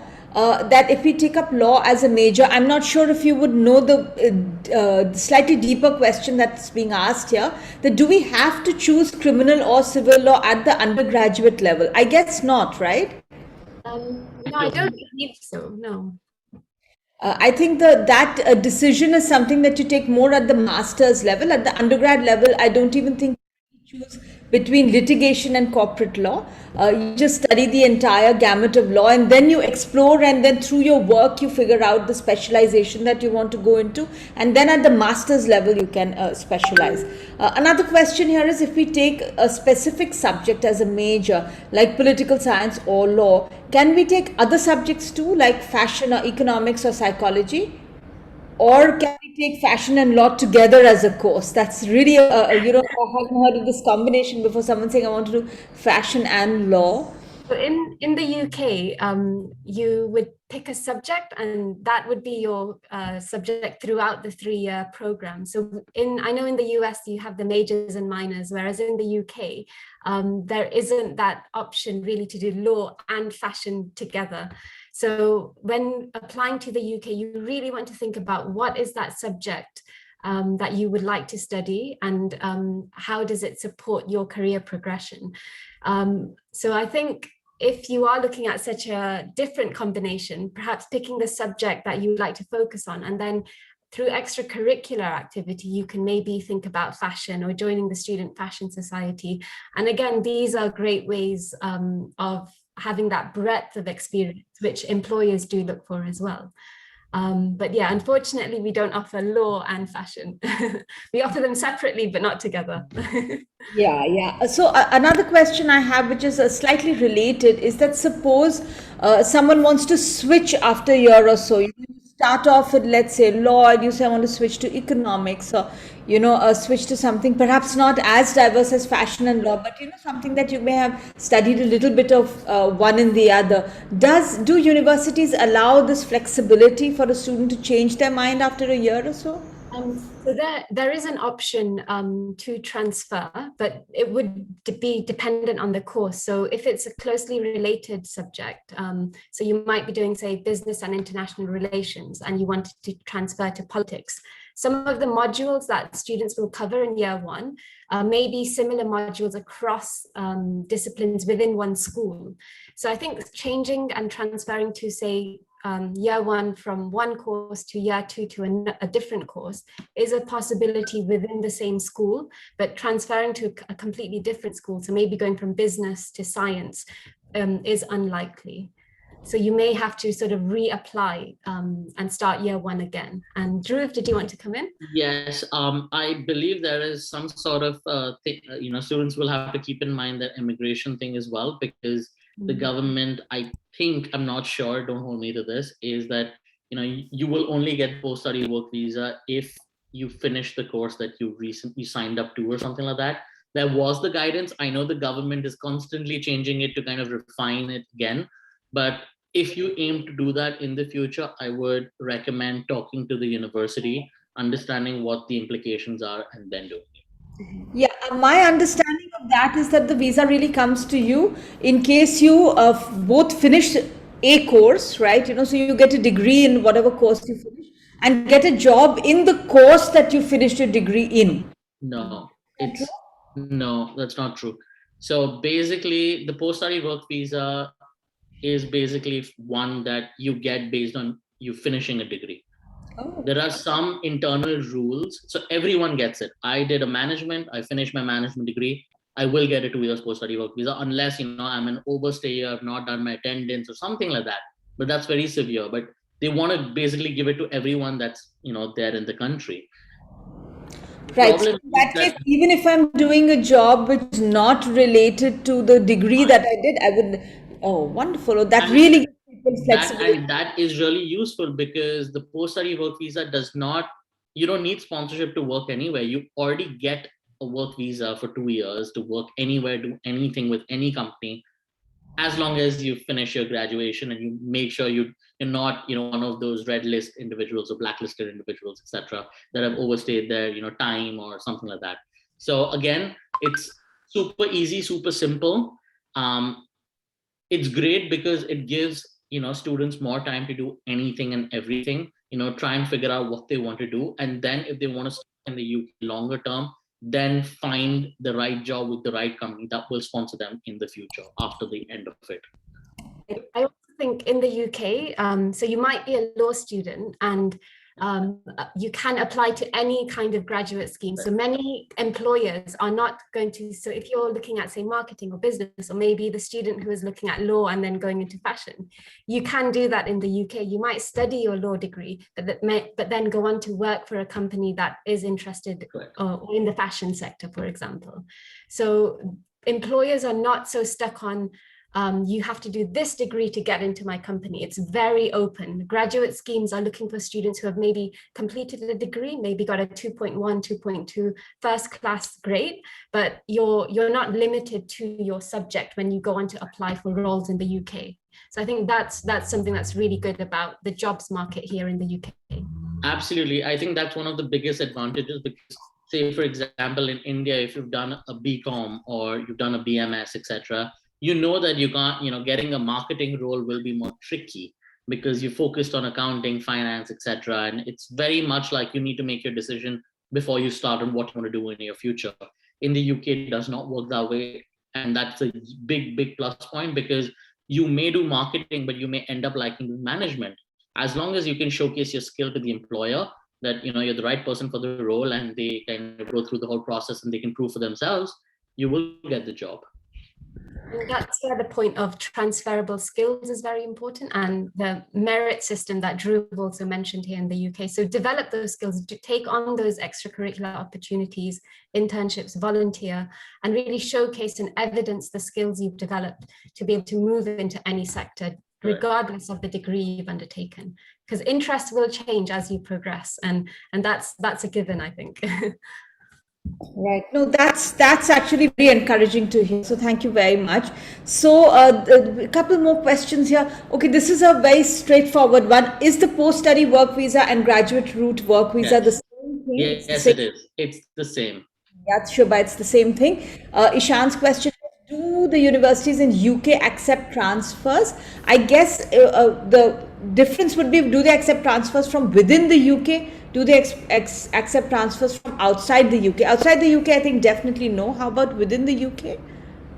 So I think, so from outside the UK, I know universities will have partnerships with certain universities. So if there is an existing partnership, then that will be possible. I think within the UK, it's the university that is sponsoring your visa. So London Met is sponsoring your visa. So for that transfer, whichever university you want to go to, they will then have to sponsor your visa. So there will be a process in place, but it's not very common, I don't think. But that's something that if the student would like to email me, I can find out a bit more about. Thank you so much. Thanks a lot. That makes a lot of sense. And thank you. Are there any more questions here? I think that's it. If there are more questions, we will forward them ahead to Durgha. And I hope you guys will also take a deeper look at both UK and particularly at London Met and the courses that they suggested, which are the leading courses for the university. And wish you guys all the success. And thank you so much, Durgha and Dhruv, for being here and patiently answering so many questions and the really in-depth presentation that you made. Thank you so much. Thank you. Thanks, guys. Bye. Thanks, guys. Have a good weekend. Bye, everyone. Bye. Right. So, well, we're now left with the outlier to some extent in this whole top five destinations journey, which is Germany. Why I say outlier is one, because there are many things that are unique about Germany. One, I find that not many people apply over there. That itself makes it an outlier. The second one is that that's one country where the language spoken is the major language spoken is different from what we as Indians are used to, which is English, right? Unlike US, UK, Canada, Ireland, you can just get by with English.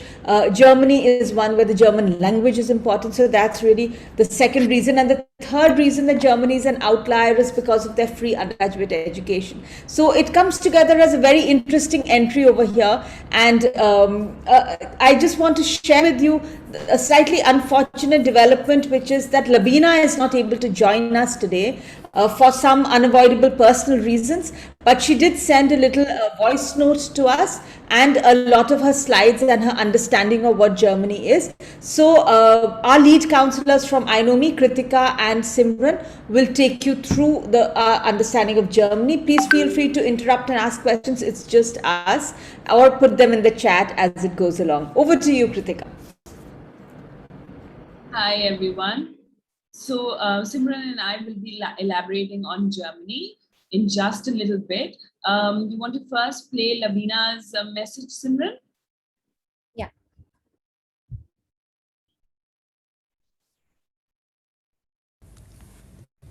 Hi friends, Can you hear it? Is it audible? Okay.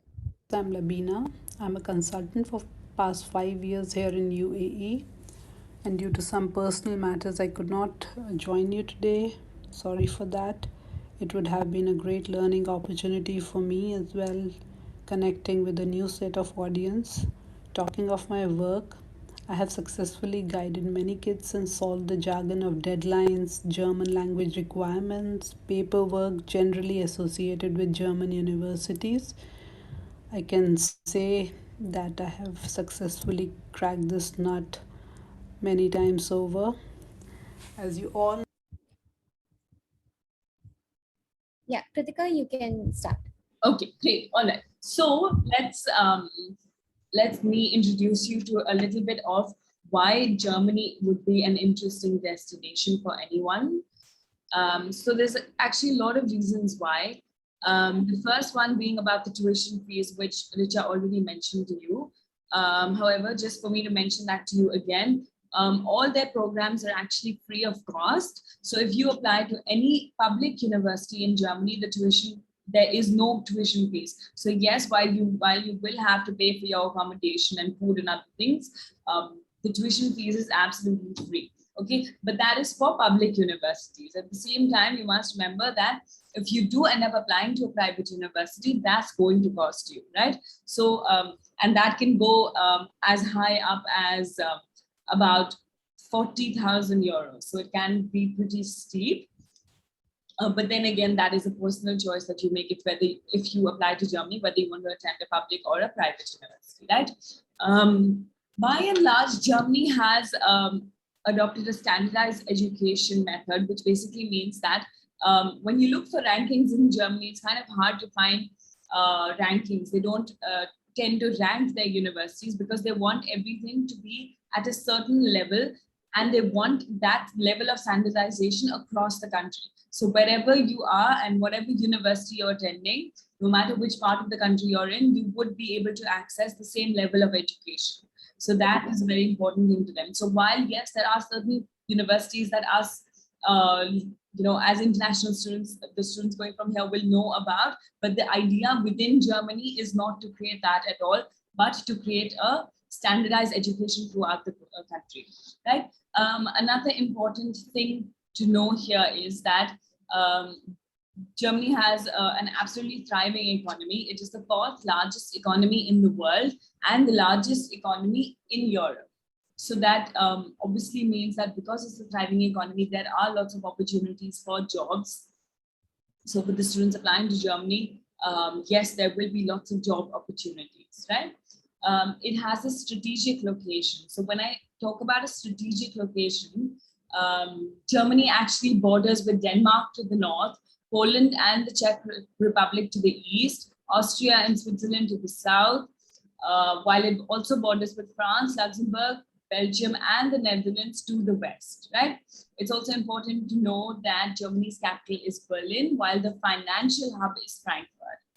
Okay, so another important thing about if anybody is looking at Germany is that if you by and large would try and stick to the largest cities, which is Frankfurt, Munich, Berlin, Stuttgart, it would probably be a lot easier for you because in the other smaller, even though a lot of universities are in smaller areas, but it would be kind of harder because, that would be a slightly smaller area. There'd be less international people. It would be far more German centric. So in order to make for your life to be a little bit more easy, for it to be easier, as well as for you to be able to assimilate within the country, it would probably be more advantageous to try and aim for a bigger city, right? Then there are lots of options for English medium courses. So while we mentioned that, yes, the language in Germany is obviously going to be German by and large. However, there are lots of universities offering lots of courses in English, okay? Affordable cost of living. So as mentioned, a lot of the tuition fees is free. And when you compare Germany to a lot of other European cities, actually it is quite affordable. You can even get by on something like 700 to 800 euros a month. And that is also talking about a larger city, which which in comparison to other European cities is quite affordable, right? Diverse metropolitan cities. So what we mean by that is that if you look at the larger cities, which I mentioned were Munich, Berlin, Frankfurt or Stuttgart, by and large, most people do speak English. So even if it's not full-fledged fluent English, it would be enough English for you to be able to have a conversation with them, for you to be able to get by. So yes, in smaller areas, you will need German. And maybe for your course, you might need German, that we will address later in this same presentation. But if you are in one of these larger cities, at least for your day-to-day life, you can even get by with a very, very basic knowledge of German and mostly speaking English, right? There's also a lot more international. It's also a lot more diverse in the sense of a lot more people from other countries will also be there. So it will be easier for you to kind of maybe make friends, to be able to live your life, and not maybe feel depressed or lonely or anything like that. Right? Part-time work is permitted. Another important thing to know is that 20 hours a week are allowed for a student to be able to work part-time, which accounts to a total of 120 full days or 240 half days in a year as a student. So while you are studying, you do have an option to be able to work alongside, should you want to work and maybe make some more pocket money and things like that. Okay, so the next part of the presentation, we're going to address how do you apply to Germany, and I'm going to ask Simran to take over. Thank you, Kritika, for the introduction. How do you apply to Germany, right? So According to the government guidelines, you need to have an equivalent of 13 years of education to be able to apply to the undergrad courses at Germany. So if you have studied in an IB or a Cambridge board, you don't need to have done a preparatory course or the bridging course that gives you a total of 13 years of education, and you can directly apply to either subject restricted entry mode to universities. If you have studied in India, that is in state or CBSE board, you have three ways to apply to a university in Germany. Right. First of all, you either attend a student college, that is a preparatory course, which has 2 semesters and it's 1 year long. It teaches you basic requirements, language requirements that of German, English. There are some art-based courses and some courses that are specific to the bachelor's program that you want to pursue. The second mode is you give either the IIT JEE advanced exam, and the third is you do 1 year of bachelor program at your home country, an institute at your home country, and then apply for the transfer to the university in Germany. But an important thing to note here is that if you're opting for the third option, that is, doing 1 year bachelor program in India, you need to check, on the government website, the Education Ministry's website, as to which all universities in India they do accept, so that you get proper credits to apply for your bachelor's program in Germany. Then how do you apply to Germany, right? If you the most sought after way for students to apply to Germany is taking the first option, that is enrolling for a student college, right? So it's either called a preparatory or a student college. So again, it's 2 semesters long, and it's provided both by a university and a University of Applied Sciences. So what's the difference between a university and a University of Applied Sciences? So here a university is referred to as a public university, right? Like University of Bonn, or University of Heidelberg, right? So they are public universities and they provide a public student college. Whereas University of Applied Sciences are very technical in nature.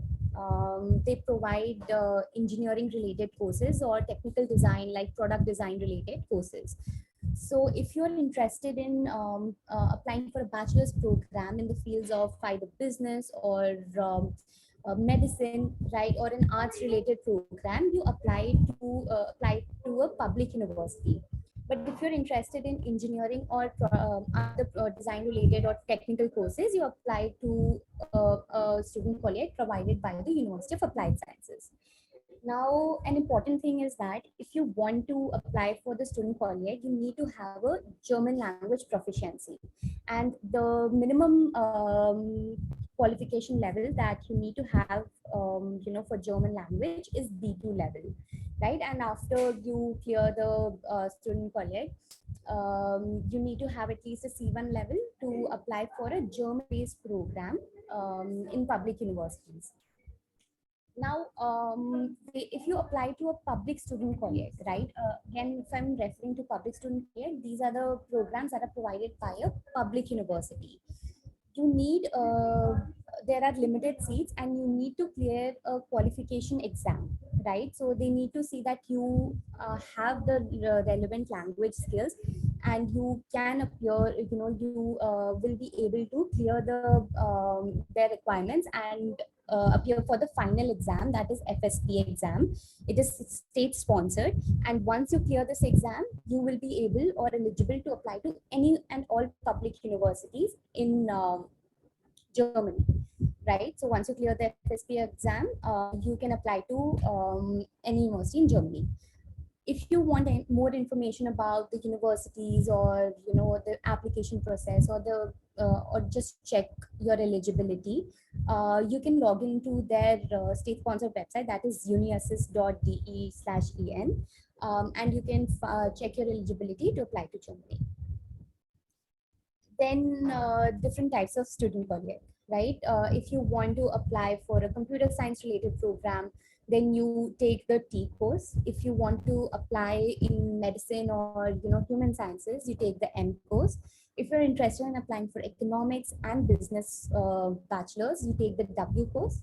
And any arts or history related subjects, you apply for the G student colleague course. So how do you apply to a student colleague, right? As I mentioned earlier, there are limited seats in state universities, and you get maximum 2 attempts to clear the qualification exam to be admitted into a student colleague, right? There are no direct applications to student colleague. Either you apply through UniAssist, or you reach out to the university, and once you submit all the documents, they review your profile, and if they feel that you are eligible, they'll direct you to a student colleague with their partner university. Now, there are 2 intakes. The summer semester, intake deadline is 15 July, and for winter is 15 Jan, and for winter is 15 July. Then the documents that you need are basically your transcripts, your school transcripts, your German language proficiency. Have taken an English, a proficiency exam, your IELTS or TOEFL. That'll you need to submit that also, and your passport copy along with your resume, right? So this was about a public, sponsored student colleague. There are various private sponsored student colleagues as well, which where the language of medium or instruction is English, but you need to check with that private institute if that is recognized by the public universities, right? So again, if you're doing a public student colleague, the fees is very less. You have minimal semester fee, about 250 to 350 euros, for that is per semester. Whereas in a private student colleague, the semester fee can range anywhere between 1,000 euros to 2,000 or 2,500 euros per semester. So as Kritika mentioned, there is a standardized education across all the universities that are the public universities in Germany, right? So there is as such no concept of Ivy Leagues. But to enhance the international recognition of public universities and the research that they're doing, the government has sort of decided to put in funds into various universities and their projects to enhance their research, and so that they can shine out in the world and compete with all the top US, UK universities. So as you can see, some of the universities that are accepted for, like, these are the universities that are accepted for the 2019 projects, and they're being funded by the government. These includes Berlin University Alliance, Aachen University, TU Dresden, University of Bonn, Hamburg, Heidelberg. So if you are very keen on applying to a research savvy university, these universities would be your ideal option. Then here I would like to play a recording from Labina. She explains the medicine route very clearly and in depth. So just give me a second.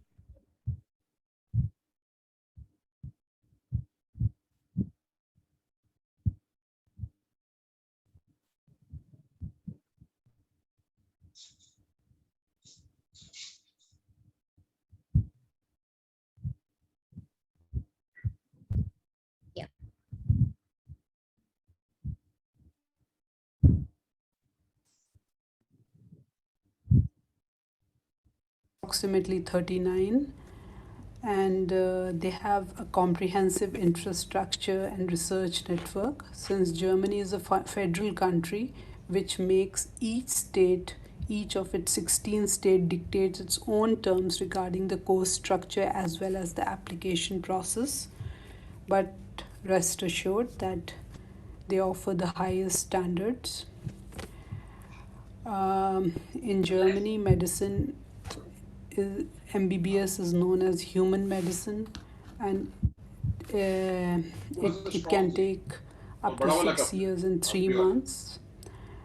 The students have to pass 2 state exams and 1 practical oral exam at the end of the course. And at the end of it, you are called a physician and not a doctor. For being a doctor, you have to do the PhD. So even if somebody comes and tells me, हमें तो बस doctor ही बनाना है, then I just think in my mind that even after doing everything, you won't be called a doctor. So yeah.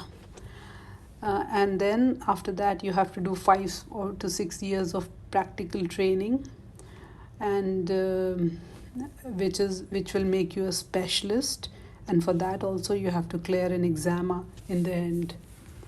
The procedure for admission coming for somebody who is coming in from a CBSE background is same as the other courses, but there are few things which I would like to highlight. Firstly, the German skills. Believe me, this is the most important step, because you will be competing with those people whose native language is German. Everything will be taught in German language, so you have to be very good at it. And second tip is, don't drop math in your 11th grade. Like in the CBSE system, you have the option of leaving out math if you're going in the field of medicine. But since at the time of student college, there will be 2 exams, one for the German language and second for the math. Although you can fill up the forms for student college, but without math as well, because they want either math or physics. But I'm sure, but math will make your life much easier, and since math is one of the subjects during your student college studies as well, so don't drop out math. Second, excellent CBSE scores of 95% and above. If somebody tells you that they got admission in Germany on 80% or 85% or 90%, I think either they are lying or I don't know what they are doing. But with my own personal experience, I can tell you that the higher CBSE scores of 95% and above are a big yes. And then do a M course from a public student college which is affiliated to a university, because public student colleges, they invest a lot of money on each student, approximately 10,000 euro for a student, and they maintain a highest education standards. And in some student colleges, there are seats reserved in the universities as well. So there could be exceptions where a child got admission and from a private one as well, but I would say that that's an exception, not a norm. So another thing is to get good test AS scores. Test AS is basically a scholastic aptitude test, and there are many other tips which are university specific and which can be discussed later on a case-to-case basis. Yeah, so I hope you have all got a good idea about how do you approach medicine. Just one thing I would like to add here is that there are not a lot of courses in Germany for medicine which are provided in English, or the language of instruction is English. Most of science-based courses that are medicine or technical courses, majority of the programs will be taught in German. So you really need to have a strong hold on your German language, because only then you will be able to make sense of the program and get through.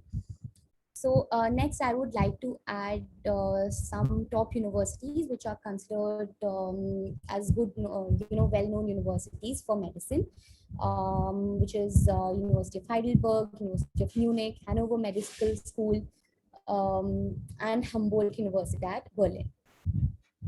Again, some well-known universities for engineering, all the technical universities, like Technical University of Berlin or Technical University of Munich, and the cluster of all these technical universities in different states, they are very well recognized and equipped with, engineering programs. Again, the catch is that most of these programs would be provided in German, so you really need to, check your university and the program, and if it is something that you will be interested to apply for. Again, another thing I would like to add here is that the engineering programs, like for universities in India, if you want to apply for an engineering course, you need to have physics and mathematics plus chemistry. Same is the case for Germany as well. These are the courses that you need to have in your school to be eligible to apply for an engineering program. The duration of the program is 6 semesters long, like that is 3 years, and majority of the universities provide a 3-year program. Apart from that, you would have to appear for the student colleague, and ideally you would be applying to a student colleague at a University of Applied Sciences, because their focus would be, to equip you with all the technical knowledge that you need to clear the state level, that is the FSP exam. And once you clear the exam, you apply for the University of Applied Sciences, right? And there also one particular requirement is that some of the programs, they will ask you to have an aptitude exam. What do I mean by aptitude exam is that once you put in your application for that particular institute, right? If they feel that somewhere the application is not up to that mark, or somewhere the grades are missing, they can ask you to do a 20-minute interview with the faculty, and they will just have a normal discussion or like an interview of sorts with the student, just to understand that if that person can take on the program and would be able to get on with it. So that would be one requirement for the universities that are providing engineering courses. Lastly, some of the known universities for business courses would be Cologne Business School, University of Munich, University of Mannheim, Frankfurt School of Business and Management, and Humboldt University. So again, here for business courses, there are, as compared to the technical courses, the number of courses in where English is medium of instruction for business programs are higher, and most of the students from India also, they apply for business related courses. So yeah, and most of these universities like Cologne Business School, Frankfurt School of Business and Management, they have their own preparatory course. By that I mean you can apply directly to the institute, and they will take you on. Once you meet the requirements, they will take you on. You do the 1-year preparatory program at their institute and appear for the FSP exam, and then you can continue with your normal studies. So that is an overview of Germany. Please put your questions in the chat box if you have any. Right, thank you. That's actually always, whenever I see an overview of Germany education, I do think that it's something that provides a huge opportunity for students, but it's something that you need to plan for in time. So especially if you're applying for the undergraduate courses. Someone's asked here that for MTech, that's postgrad in computer engineering, is proficiency in German required, and what would be the approximate cost per annum? So you can get by without a proficiency in Germany at the postgraduate level. However, it's highly recommended. But yes, you can, and there are people who will study German after they join along with their postgraduate course. But you would probably need to pick it up, and everybody picks it up pretty fast once you are there. Like JEE Advanced, what's the criteria? Can the student qualify for advanced and pass the exam enough? Yes, that should be enough for the undergraduate level for you to qualify and pass the exam. That should work, right? Also, I found that, these rules sometimes differ from university to university. So it's a good idea for you to make that short list and then look particularly at the universities that you're speaking to and take it from there. Particularly if you're looking at engineering, there are a lot of the technical universities that are out there. They're really high quality universities and with world-class education, and what you need to do is to write to them and they're very forthcoming and get the information, or a UniAssist or DAG, or we also support our students in getting this information and getting through. How much does a student earn per month as a part-timer according to INR? I think that's a tough one for me to answer. As a part-timer, I wouldn't know how much you would earn exactly, but what I can tell you is that with a technical degree either in engineering or in business, the opportunities are pretty good and you would earn like you would in UK or Ireland. Your salaries would be at par. Of course, it does depend if you're in a large city or not. Yes, Kritika? It's the minimum wage in Germany is €9 an hour. So I believe that students would probably make minimum wage, so that would be it. At max it would be €10 an hour, but I think it's €9 an hour. Okay, all right.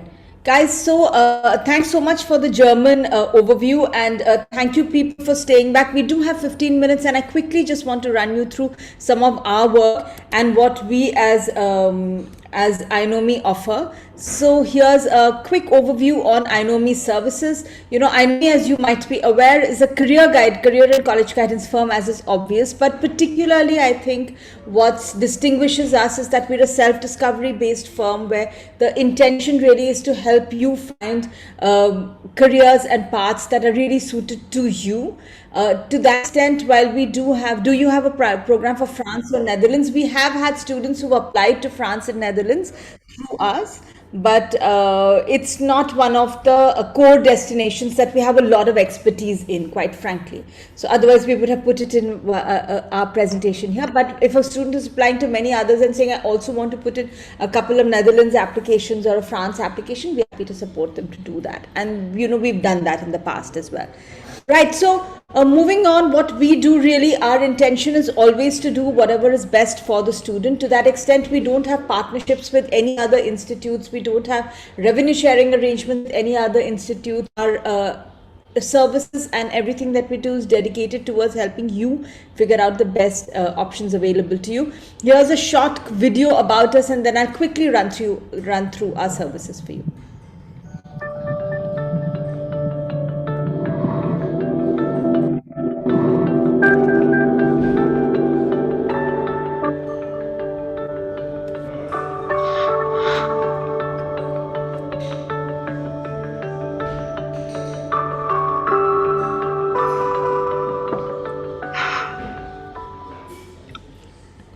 What we do with students is we work with you starting mostly in grade 10. We do have a program for students in grade 8 to 9, but in our experience we found that mostly while later students think, I wish I had started working in grade 9, but mostly in grade 8 and grade 9 students are 12 and 13 years old, and they're often quite young, and that seriousness of what am I going to do in college and how do I focus for it doesn't really come up. But for students who are focused and who are ready to have that conversation, we have a program called Head Start.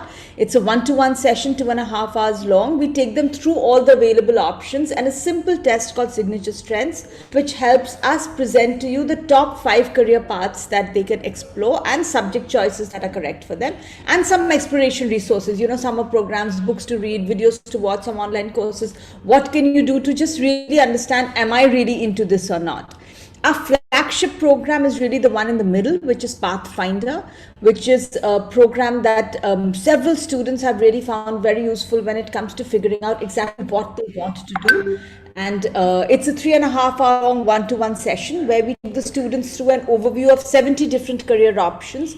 It's a very interactive program led by myself and Kritika, where we then run them through self-discovery based psychometric tools, and they start with the overview of 70 careers. They start with then they choose a long list of about 20. Then we keep filtering it through conversations and self-discovery tools till we come up with 2 or 3 in the end, which we use to create a kind of a flow chart to say this is your primary option, this is your backup option, this is your long-term option, and give them a detailed understanding of each. And we have unlimited follow-up sessions around this as well. So it's really a flagship program which is very useful, which many students and also college students, also working people have found extremely useful in working with us. And the other program which would be of interest to all of you is College Bound, which is for grade 10 and beyond, where we then start figuring out what are the destination countries to apply to, create a long list, a college list for you, and then start sorting it to say that therefore what are the timelines we're looking at, what testing do you need, how do you build yourself towards it, and support you in crafting those applications and essays and apply to those colleges. So that's roughly about us. Our approach is always very person-centric, and when you work with Inomi, and I'll just share some testimonials with you as well, you'll find that the Inomi approach is extremely dedicated to the individual, it's dedicated to your success. You'll find that all the counselors are caring and approachable, and you'll find it easy to get your questions answered. And also, I think what most students have found striking about us is authentic advice, to the extent of saying that I don't think you should apply abroad, I don't think that works for you, I don't think you should apply to this college, it will really just be a waste of your money, because our intention really is that your success is really our success, and we work with you closely to make sure that that happens. So that's just an overview of our services, and the last thing I'll show you is just some testimonials of students who we worked with, so you can take a look at everything that's that they're saying. We've had students get through top colleges across US, UK, Canada, India, Hong Kong, Singapore, and a number of other destinations, of course. Right, so Vikram was a master's student, Siddharth was applying for law, and he's now studying at King's. Subhadra had both her children going through us. Nikhil's son, he went to UIUC, doing a great job over there. Pavni is now studying at Smith College. She was really happy with getting that opportunity. And a number of other students, you can go to our website and check this out and see the details of what we do. Even right now, we are willing to answer any questions you may have about this. Do we have programs for Norway? No, we don't. We have not worked with anybody in Norway. We've researched it a couple of times for people, but we've not really applied for anybody in Norway. For masters, it may still makes. For undergrad, I think, really the destinations we've talked about, those are the more practical destinations where you would get bang for your buck as well as bang for your time and energy that you would spend there. All right, so that's us and that's who we are, and thank you very much those of you who've stayed through the whole webinar and across all the countries. Thank you for your time, and thank you for being with us. I hope you got a lot of value out of it. Please feel free to ask questions now or reach out at any time if you have any further queries. We'll be sharing the video of the entire presentation with you soon, as well as the presentation. It will come across to you by Monday. Thank you, Rajneesh, and all the best to Sachit. Thank you, Saurabh. Thanks a lot. Have a great day, guys. Have a great weekend, and thanks for being with us. Thank you.